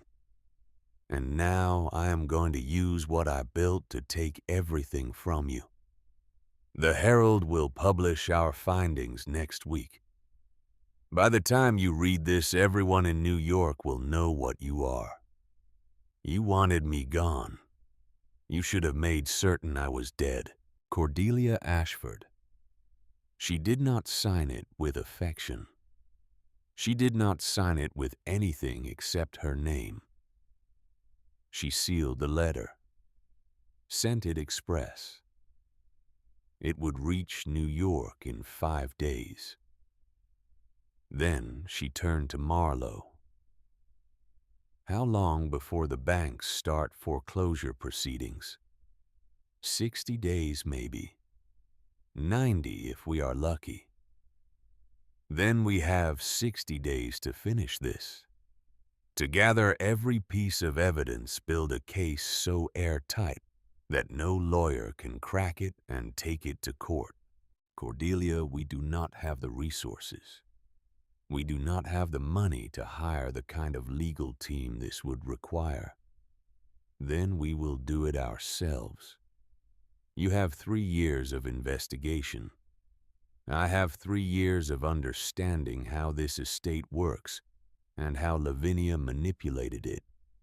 Together we have everything we need except time and money." Cordelia smiled. It was not a pleasant smile. "I have been poor before, Mr. Marlowe. It is not permanent. But what Lavinia has done, what she is, that is permanent. And I am going to make sure everyone knows it." They worked without stopping. 16 hours a day. 18, 20. Sleep became something stolen in brief stretches between documents. Food became fuel consumed without tasting. They built their case piece by piece. Bank records showing deposits that did not match reported income. Contracts that had been altered after signing. Testimony from contractors who had been paid twice once officially, and once under the table with the official payment disappearing into Lavinia's accounts, they found the families, all 6 of them besides the Ashfords, families who had lost fortunes to Lavinia's schemes. Some had died in poverty. Others had rebuilt but never forgotten. All of them wanted justice. The chemist's report came back in late August. The green bottle contained enough arsenic to kill a man slowly over the course of months, mixed with actual heart medicine to disguise the taste and the symptoms until it was too late. Murder. Proven. They took everything to a prosecutor in San Francisco, a man who had built his career on taking down corruption, a man who believed that the law should protect everyone, not just the wealthy. He reviewed their evidence for 3 days. Then he called them into his office. "This is extraordinary work," he said. "The documentation alone would take my staff months to compile. You have done it in weeks." "Will you take the case?" Cordelia asked. "I will take the case, but I need you to understand something. Lavinia Whitmore has resources. She has lawyers. She has friends in positions of power. This will not be quick, and it will not be easy." "Nothing worth doing is," Cordelia said. The prosecutor smiled. "No, I suppose it is not." They filed charges in September. Embezzlement, fraud, murder. The newspapers picked it up immediately. The New York Herald ran it on the front page. A society matron accused of crimes spanning decades. The evidence laid out in meticulous detail. New York society reacted with shock, then disbelief, then slowly terrible understanding. Cordelia returned to Montana to wait. The estate was still bankrupt. The creditors were still circling. But now they were hesitating. Because if the charges stuck, if Lavinia was convicted, all that stolen money would have to be returned, and Cordelia would control where it went. October brought the first snow. Cordelia stood on the porch watching it fall, white and silent and clean, covering the burned remains of the mill, covering the half-finished irrigation channels, covering everything. Marlowe came out, stood beside her. He had been preparing to return to San Francisco for the trial. His bags were packed. "The prosecutor thinks we have a strong case," he said, "but he wants you there, to testify, to show the jury what Lavinia did to you. I will be there. It will mean facing her, in court, in public. Good. I want her to see me. I want her to understand that the woman she tried to erase is the one who brought her down." Marlowe was quiet for a moment. "You have changed since I first met you." "Yes. You were angry then, determined but angry. Now you are something else." "What am I now? Dangerous?" Cordelia smiled, watched the snow fall. "Good." The reckoning. The winter of 1879 was the longest Cordelia had ever known. Not because of the weather, though Montana delivered cold that could crack timber and freeze breath in the lungs. Long because waitin' is always longer than doin'. long because building a case is one thing and watching it be dismantled by lawyers who make their living defending the indefensible is another. The prosecutor, a man named Robert Hutchins, who wore rumpled suits and had eyes like a hawk, watching prey, sent letters every week. Updates on depositions, on motions filed and motions denied, on the slow, grinding machinery of justice that seemed designed to exhaust anyone seeking it. Lavinia had hired the best defense team money could buy. 3 lawyers from the most prestigious firm in New York, men who had defended railroad barons and mining magnates, men who knew how to make juries doubt what they could see with their own eyes. They filed motions to dismiss, motions to suppress evidence, motions to delay. Each one required a response. Each response required time and money that Cordelia did not have. The estate was operating on borrowed time and borrowed funds. The creditors had agreed to hold off on foreclosure until the trial concluded. But their patience was finite. Every week brought new letters. Polite at first, then less polite, then barely concealing threats. Cordelia managed it all from the office that had become her war room. Correspondence spread across every surface. Legal documents stacked in precise piles. A map of New York City on the wall with pins marking the locations of witnesses they needed to depose. Marlowe was in San Francisco working with Hutchins. They had brought in 2 other families Lavinia had defrauded. The Claremonts, who had lost their shipping business. The Hendersons, whose banking fortune had evaporated. Both families had documentation. Both families wanted blood. The case was growing beyond just the Ashford estate. It was becoming something larger. A reckoning for every widow Lavinia had convinced to sign over control. Every businessman she had promised returns that never materialized. Every person who had been too trusting or too desperate to see the knife before it slid between their ribs. Cordelia received a letter in February from Hutchins that made her read twice to believe. Mrs. Ashford, we have obtained testimony from Dr. Morrison, the physician who certified your late husband's will.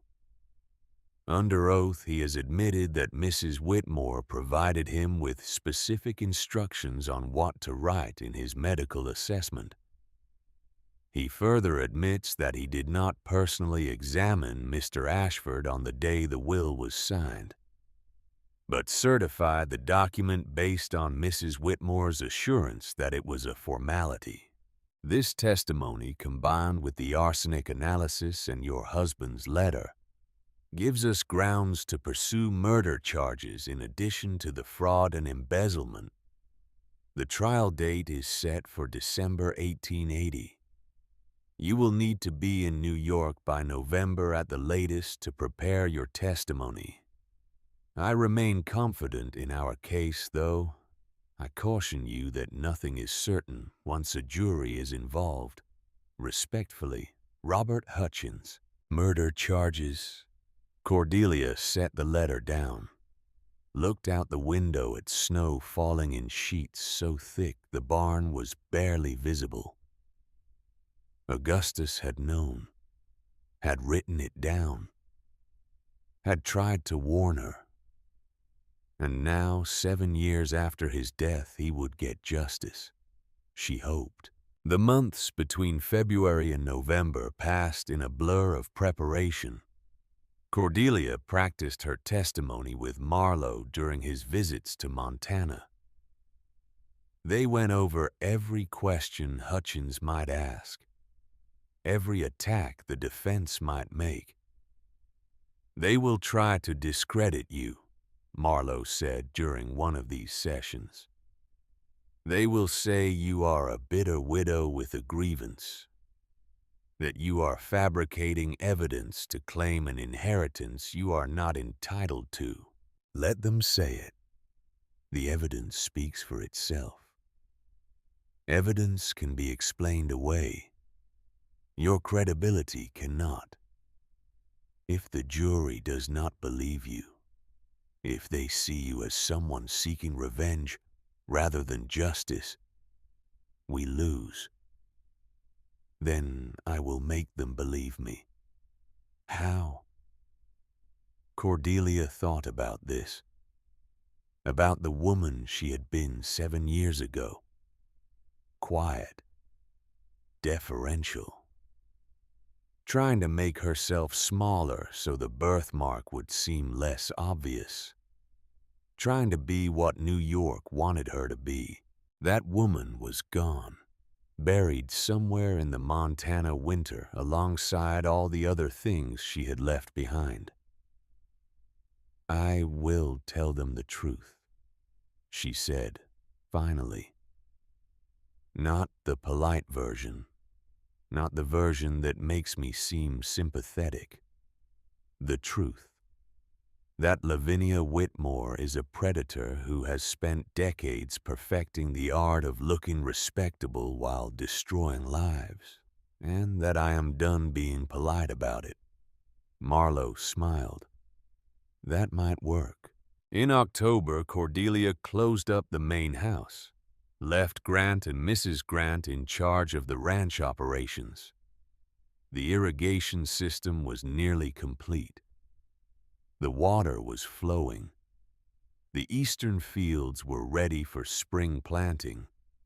Everything she had built over 7 years was functional and profitable.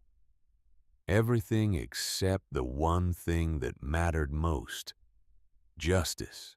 She took the train east with 2 trunks and a leather case containing copies of every document they would need for trial. The journey reversed the one she had made 7 years earlier. West to east instead of east to west.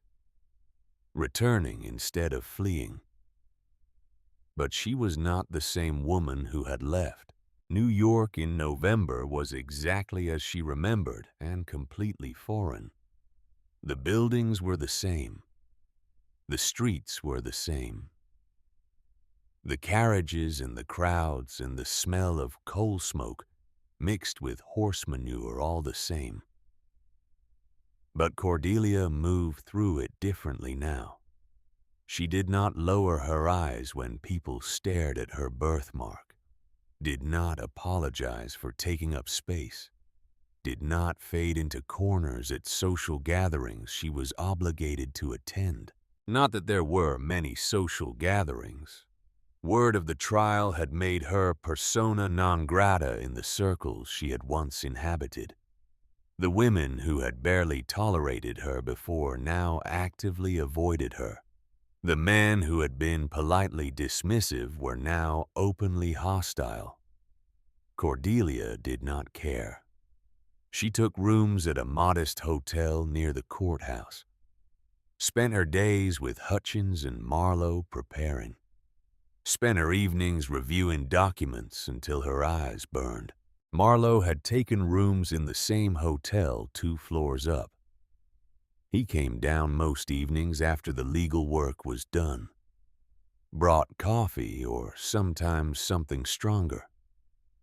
They sat in the small parlor and talked about anything except the trial, Montana weather, books they had read, the irrigation system and whether the spring melt would provide enough water flow. Trivial things that felt enormous because they were normal. "Are you nervous?" Marlowe asked one evening 3 days before the trial was set to begin. "Terrified," Cordelia admitted. Not of the trial itself, but of failing, of going through all of this and having a jury decide that a respectable society matron could not possibly be guilty of what we are accusing her of. That is a reasonable fear. Thank you for not telling me it is unfounded. I do not lie to you, Cordelia. It has been one of the better aspects of our partnership. Partnership. That was what they called it. What they had been calling it for 4 years now. Cordelia wondered if Marlowe felt the same pull she did, the same awareness of how close they sat when reviewing documents, the same careful distance they maintained to keep things professional. She had been widowed for 7 years. Marlowe had been widowed for 12.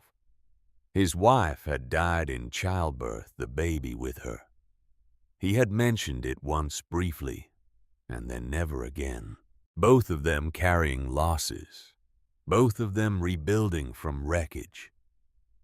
When this is over, Cordelia said, when we win or lose and the dust settles, what will you do? Marlowe looked at his coffee cup. I have been investigating Lavinia Whitmore for 5 years. I am not sure I know how to do anything else anymore. You could come to Montana. The estate will need a manager if I gain full control. Someone who understands both the land and the legal complexities. Are you offering me a job, Mrs. Ashford? I am offering you a future that is not defined by the past. Same thing you helped give me. He met her eyes. I will think about it. The trial began on December 1st, 1880. The courtroom was packed. Journalists filled the gallery. Society figures who claimed friendship with Lavinia sat in the front rows dressed in black as if attending a funeral, which in a sense they were. Cordelia sat at the prosecutor's table beside Hutchins. Marlowe was in the gallery, having been barred from the prosecution table since he would be called as a witness. Lavinia entered with her legal team. She was 71 years old now and looked every year of it. The perfect posture was still there, the expensive clothes. But something had cracked. You could see it in the tightness around her eyes, the way her hands gripped her lawyer's arm. She looked at Cordelia once, just once. The look said everything. Rage and disbelief and something that might have been fear. Cordelia looked back, did not smile, did not flinch, simply held the gaze until Lavinia turned away. The judge, a man named Edward Thornton with white whiskers and a reputation for fairness, called the court to order. The People versus Lavinia Whitmore. Charges of fraud, embezzlement, and murder in the first degree. How does the defendant plead? Lavinia's lead counsel stood. Marcus Webb, 60 years old, silver-haired, expensive suit. Not guilty, Your Honor, on all counts. And so it began. Hutchins built the case methodically, day by day, witness by witness, document by document. He called the banker who had processed the transfers, the contractors who had been paid twice, the families who had been defrauded. He called Dr. Morrison, who admitted under oath that he had falsified medical records at Lavinia's request. The courtroom gasped. The judge called for order. Webb cross-examined each witness with surgical precision, pointed out inconsistencies, suggested alternative explanations, made the jury doubt whether malice was involved or simply poor record-keeping. He was good. Cordelia had to admit that. He was very good. On the 5th day, Hutchins called Cordelia to the stand. She walked to the witness box in a dress of deep gray wool. simple and well made. Her hair was pulled back as always, the birthmark visible as always. She placed her hand on the Bible and swore to tell the truth. Hutchins began gently. Background questions. Her marriage to Augustus. Her relationship with Lavinia. Her exile to Montana. Then he moved to the evidence. Mrs. Ashford, can you describe what you found when you first examined the estate financial records in Montana? Chaos. Deliberate chaos. Entries that made no sense. Debts that should not have existed. Income that was reported one amount but deposited as another. And what conclusion did you draw from this? That someone had been systematically stealing from the estate while making it look like incompetence. Webb objected. Speculation, Your Honor. I will allow it, Judge Thornton said. The witness is qualified to assess financial records. Hutchins continued. You later found a letter written by your late husband. Can you tell the court about that letter? Cordelia described it. The handwriting, the accusations, the mention of poison. She kept her voice steady, factual. Let the words speak for themselves. And did you find the bottle your husband mentioned? I did. It was among his personal effects. I had kept them unable to dispose of them after his death. Why did you keep the bottle specifically? I do not know. Instinct, perhaps. Some part of me that already suspected. Hutchins presented the bottle as evidence. Then, the chemist's report. Arsenic levels sufficient to cause death over a period of months. The courtroom was silent. Absolutely silent. Webb's cross-examination was brutal.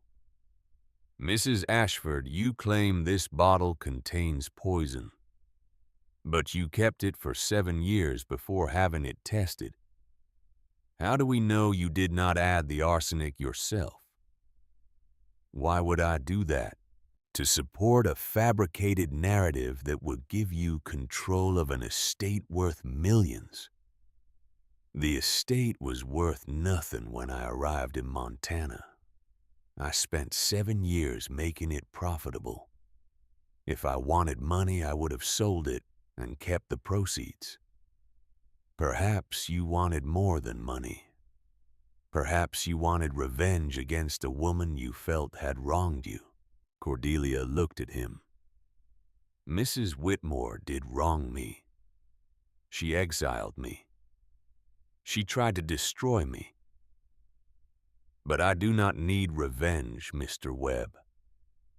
I need justice, not just for myself, but for everyone she has victimized.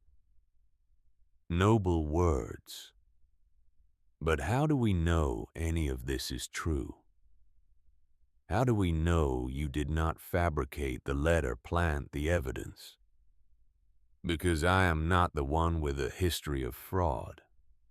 That would be your client. The gallery murmured.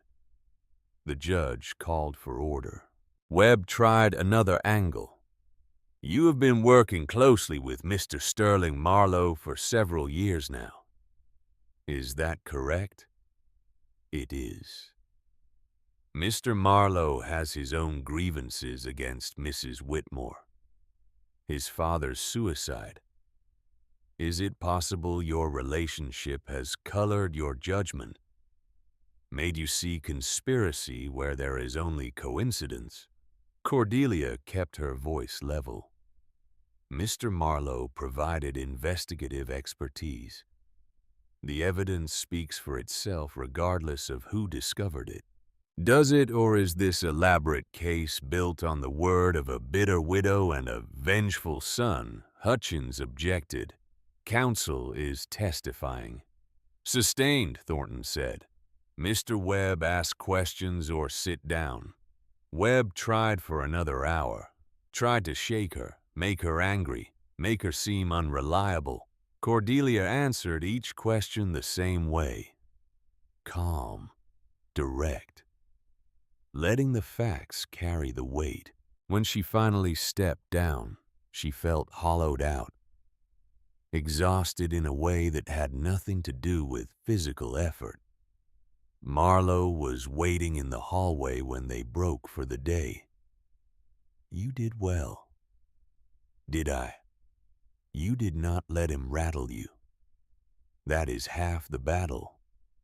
The trial continued for 3 more weeks. More witnesses. More documents. More arguments that went in circles until Cordelia thought she would scream from the tedium. Then on December 18th, Hutchins called his final witness. Marcus Webb looked surprised when his own client's name was announced. Lavinia looked terrified. She took the stand looking smaller than Cordelia had ever seen her. The prosecutor began with simple questions. Background, history, her relationship with the Ashford family. Then he shifted. Mrs. Whitmore, you were married to Jonathan Whitmore from 1842 to 1864. Is that correct? Yes. And Mr. Whitmore died in 1864. Yes, of heart failure. Heart failure. That is interesting because we have obtained medical records from 1864 that show your husband was treated for symptoms consistent with arsenic poisoning. Were you aware of this? Lavinia's hands gripped the edge of the witness box. I was not privy to his medical details. No, even though you were his wife. Even though you were present during his final illness. Many wives are not informed of medical details. It was considered inappropriate. Hutchins smiled. It was not a pleasant smile. Mrs. Whitmore, your husband left you a substantial fortune when he died. Approximately $400,000. Is that correct? I do not recall the exact amount. You do not recall inheriting $400,000. It was a long time ago. Not so long that you would forget that kind of money, unless, of course, you have been handling that kind of money regularly for decades. Webb objected, badgering the witness. Overruled. Answer the question, Mrs. Whitmore. Lavinia's composure was cracking. Cordelia could see it. The same crack she had seen that first day in the courtroom widening now. I managed my late husband's affairs, Lavinia said, as any good wife would. Managed them. Interesting word. Did you also manage his death? The courtroom erupted. Judge Thornton slammed his gavel. Order, Mr. Hutchins, that is inflammatory even for you. I withdraw the question, Your Honor. Let me ask another. Mrs. Whitmore, you were investigated in 1865 for securities fraud involving railroad shares. Do you recall this? Lavinia went pale. I was never charged. No. Because your lawyers made the investigation go away. But we have the records. We have testimony from the investigators. We know what you did, just like we know what you did to Augustus Ashford. just like we know what you have been doing for 40 years. I have done nothing wrong. I have only tried to help people who needed guidance. Help them." Hutchins' voice rose. "You poisoned 2 husbands. You embezzled from 7 families. You destroyed lives and fortunes, and you did it all while wearing pearls and serving tea. That is not help, Mrs. Whitmore. That is murder." "No." The word came out as a whisper, then louder. "No. You do not understand." Jonathan was weak. He would have squandered everything. Augustus was the same. Weak men who needed strong women to manage what they could not handle themselves. The courtroom went silent again, dead silent. Lavinia seemed to realize what she had said. Her hands flew to her mouth, but it was too late. Hutchins leaned forward. Strong women who managed by poisoning their husbands, who they were going to lose everything, Lavinia said. Her voice was shaking now, all the composure gone. Jonathan was making terrible investments. Augustus was too soft-hearted with his business dealings. They needed to be removed before they destroyed what I had built. What you had built with their money. It was my strategy, my planning. They were just figureheads. I made them wealthy. I made their fortunes grow. What right did they have to throw it all away? Webb was on his feet trying to stop her. But Lavinia was not listening. She was staring at Cordelia, and everything she had kept controlled for decades was pouring out. "You," she said, pointing. "You were supposed to disappear. You were supposed to fade away in Montana and die quietly. But you did not. You built something. You proved you were stronger than I thought. Do you know how rare that is? How few women could have done what you did?" "Mrs. Whitmore," Webb said urgently, "stop talking." But she could not stop. The dam had broken. I gave you a chance. I sent you where you could not interfere, where you could not question what I was doing. But you could not accept that. You had to keep pushing, had to keep building, had to prove that you were better than me. Cordelia stood. Hutchins tried to stop her, but she walked toward the witness stand, stopped a few feet away. "I am not better than you," Cordelia said quietly. "I am simply not you. And that is enough." Lavinia looked at her, really looked at her. The birthmark she had used to justify exile. The woman she had tried to destroy. Then Lavinia started laughing, high and broken and terrible. "You won," she said. "Congratulations. You beat me at my own game. I hope you enjoy it." The trial ended 3 days later. The jury deliberated for 6 hours. Guilty on all counts. Lavinia was sentenced to life in prison. She was 71 years old. She would never leave. As the marshals led her away, she looked at Cordelia one last time. No hatred in her eyes anymore. Just exhaustion. Just defeat.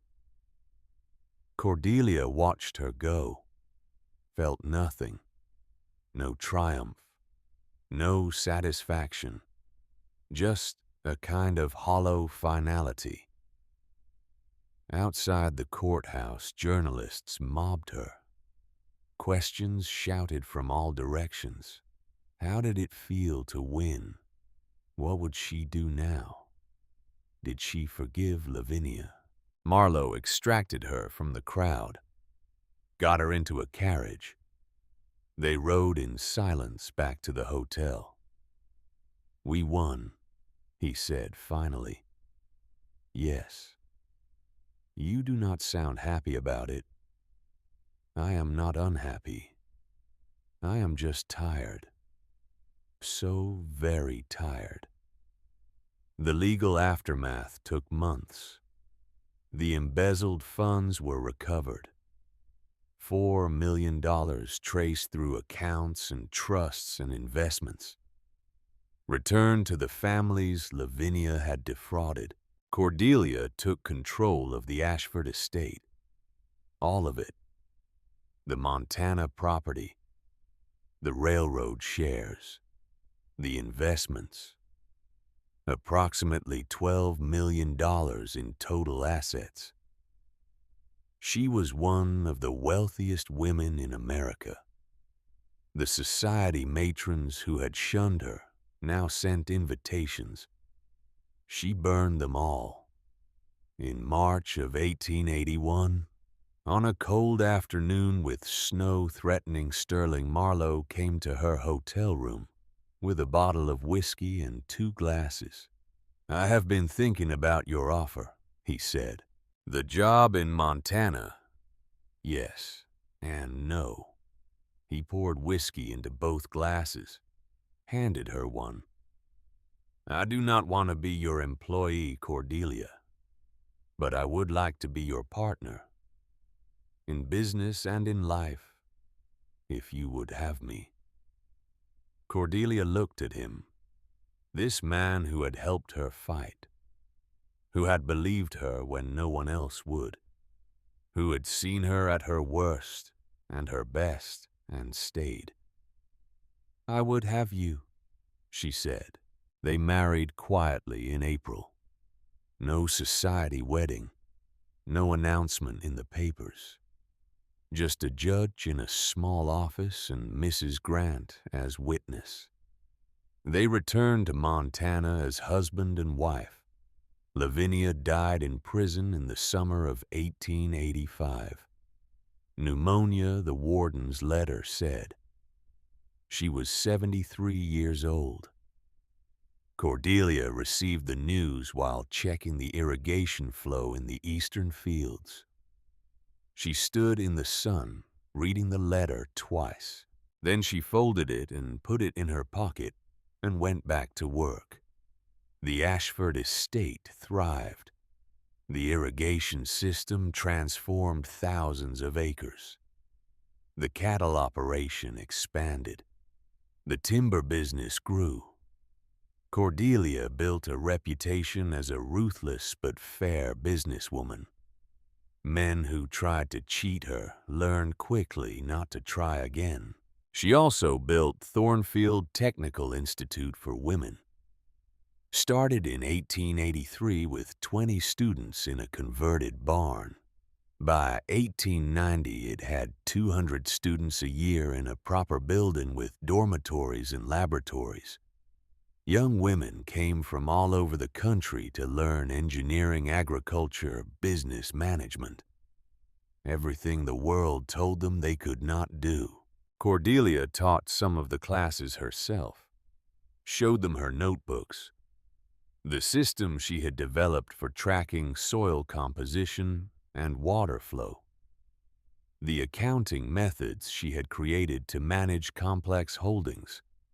She told them about Lavinia, too, not as a villain, but as a warning, about what happens when intelligence and ambition are channeled into destruction instead of creation. In October of 1883, Cordelia gave birth to a son, Thaddeus. He had Sterling's dark hair and Cordelia's amber eyes. No birthmark, healthy and strong and loud. In June of 1886, a daughter, Isolde, she had the birthmark, the same port wine stain running down her right cheek that Cordelia had. Cordelia held her daughter and cried, not from disappointment, but from fierce, protective love. Her daughter would not grow up ashamed of that mark. Her daughter would grow up knowing it was just skin, just coloring, nothing that mattered compared to what was inside. Now in the autumn of 1894, Cordelia stood on the porch of the main house and watched her children play in the yard. Thaddeus was 11 already, showing an interest in the engineering aspects of the ranch. Isolde was 8, fearless and curious, and completely unbothered by the birthmark that occasionally made strangers stare. Sterling came out to join her. He was 58 now. The limp was more pronounced on cold days. The silver in his hair had overtaken the dark, but his eyes were still sharp, still saw her clearly. "Thinking about the old days?" he asked. "Thinking about how strange it is that exile was the best thing that ever happened to me. Strange how things work out. Lavinia wanted to bury me. Instead, she planted me." Sterling smiled. "That is poetic." "It is true." They watched Isolde chase her brother around the oak tree that Cordelia had planted 20 years ago. It was 30 feet tall now, strong and spreading. "Do you ever regret it?" Sterling asked. "The fight, the trial, all of it?" Cordelia considered. "No. It needed to happen. Not just for me, but for everyone she hurt. Justice delayed is not justice denied, but it is diminished.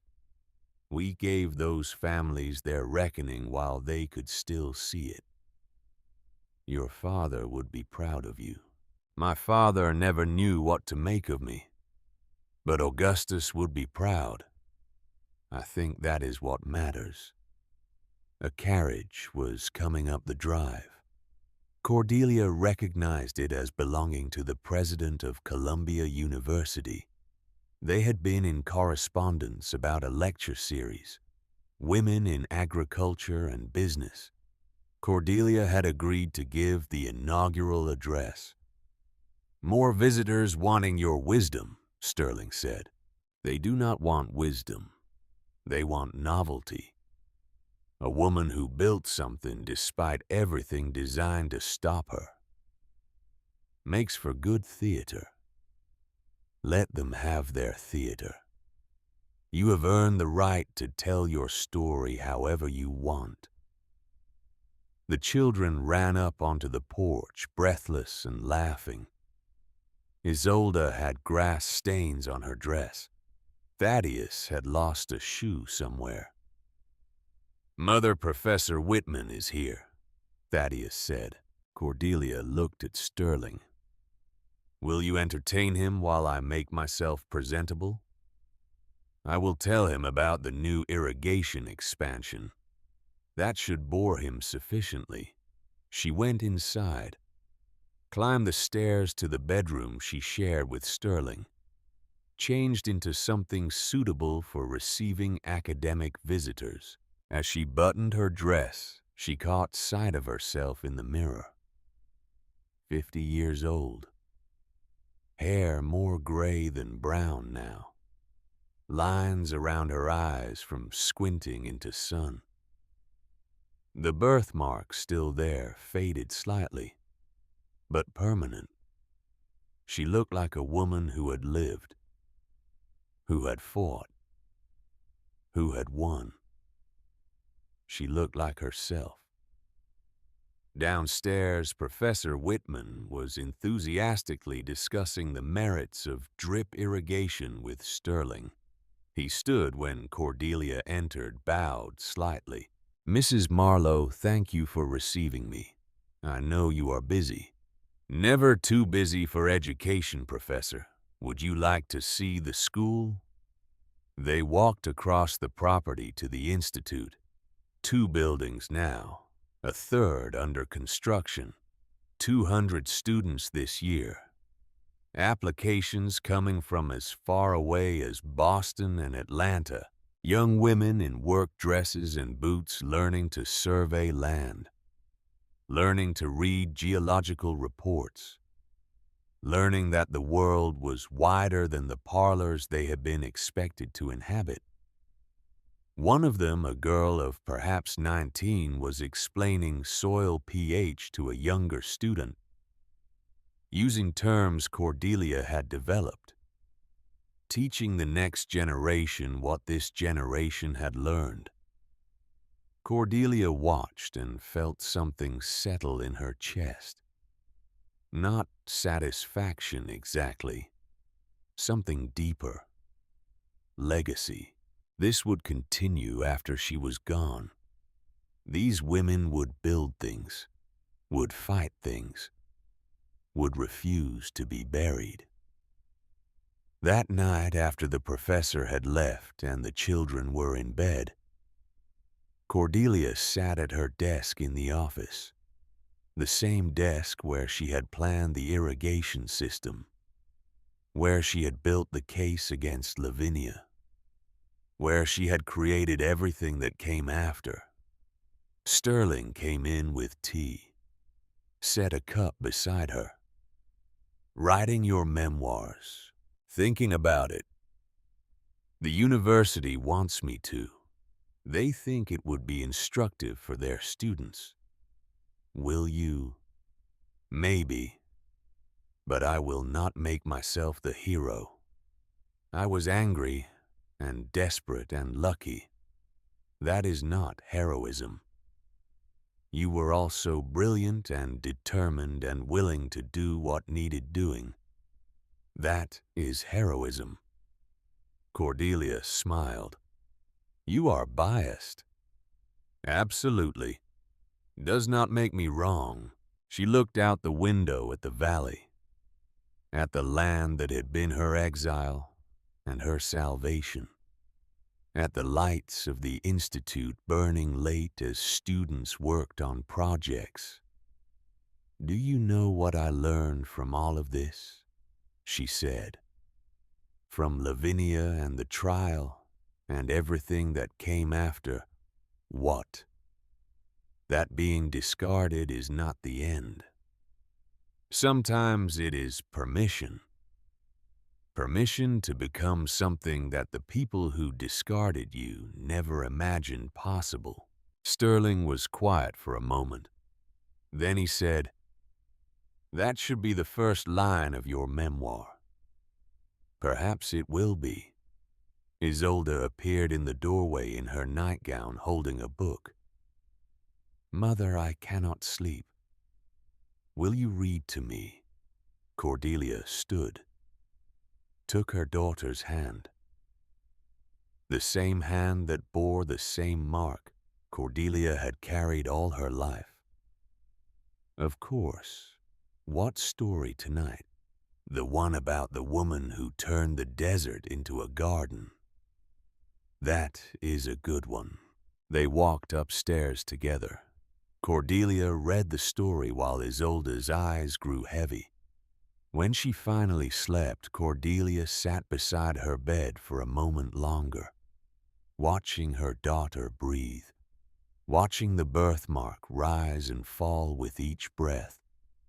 This child would never apologize for existing, would never make herself smaller, would never believe that other people's discomfort was her responsibility to manage. That was victory. More than the trial, more than the empire, more than any of it. Cordelia went back downstairs. Sterling had fallen asleep in his chair, papers scattered across his lap. She covered him with a blanket, left him there rather than wake him. She stepped out onto the porch. The autumn air was cold. Stars were scattered across a sky so vast it seemed impossible that it was the same sky that hung over New York. Same stars, different perspective. In the distance, a coyote howled. Another answered. The sounds of a wilderness that was less wild now, but still present. Still here. Cordelia wrapped her shawl tighter. Thought about the woman who had arrived here 21 years ago, broken and bleeding and convinced she had lost everything that mattered. That woman had been wrong. She had not lost everything. She had lost the things that never mattered in the first place. The approval of people who valued surfaces over substance. The security of being taken care of rather than being capable. The comfort of never being tested. In exchange, she had gained herself. The true version. The one that could build and fight and endure. The one that did not need anyone's permission to exist. Cordelia stood on the porch until the cold became too much. Then she went inside, locked the door, climbed the stairs to bed. Tomorrow would bring more work, more challenges, more of the endless tasks required to maintain what had been built and to build more. But tonight she slept, deep and dreamless and unafraid, because she had learned the most important lesson exile had to teach, that the only person who could truly bury you was yourself. And she had refused. Refused then. Refused now. Would refuse tomorrow and every day after. They had tried to write her ending, had sent her to Montana to disappear, to fade, to become nothing. Instead, she had written her own story, one that would outlast all of them, one that young women in work boots would read 100 years from now and recognize, the story of someone who was discarded, and decided that being unwanted was not the same as being worthless. That refusal, that simple, stubborn refusal to accept someone else's assessment of her value, had changed everything. It had built an empire. It had created a legacy. It had saved lives she would never meet. And it had proven beyond any doubt that the woman New York society deemed inconvenient was actually the most dangerous kind of woman there was. The kind who knew her own worth and refused to negotiate it. Cordelia closed her eyes, let sleep take her. And somewhere in the Montana darkness, the land she had transformed kept growing. Kept producing, kept proving that what others called wasteland was actually possibility waiting for someone brave enough to see it.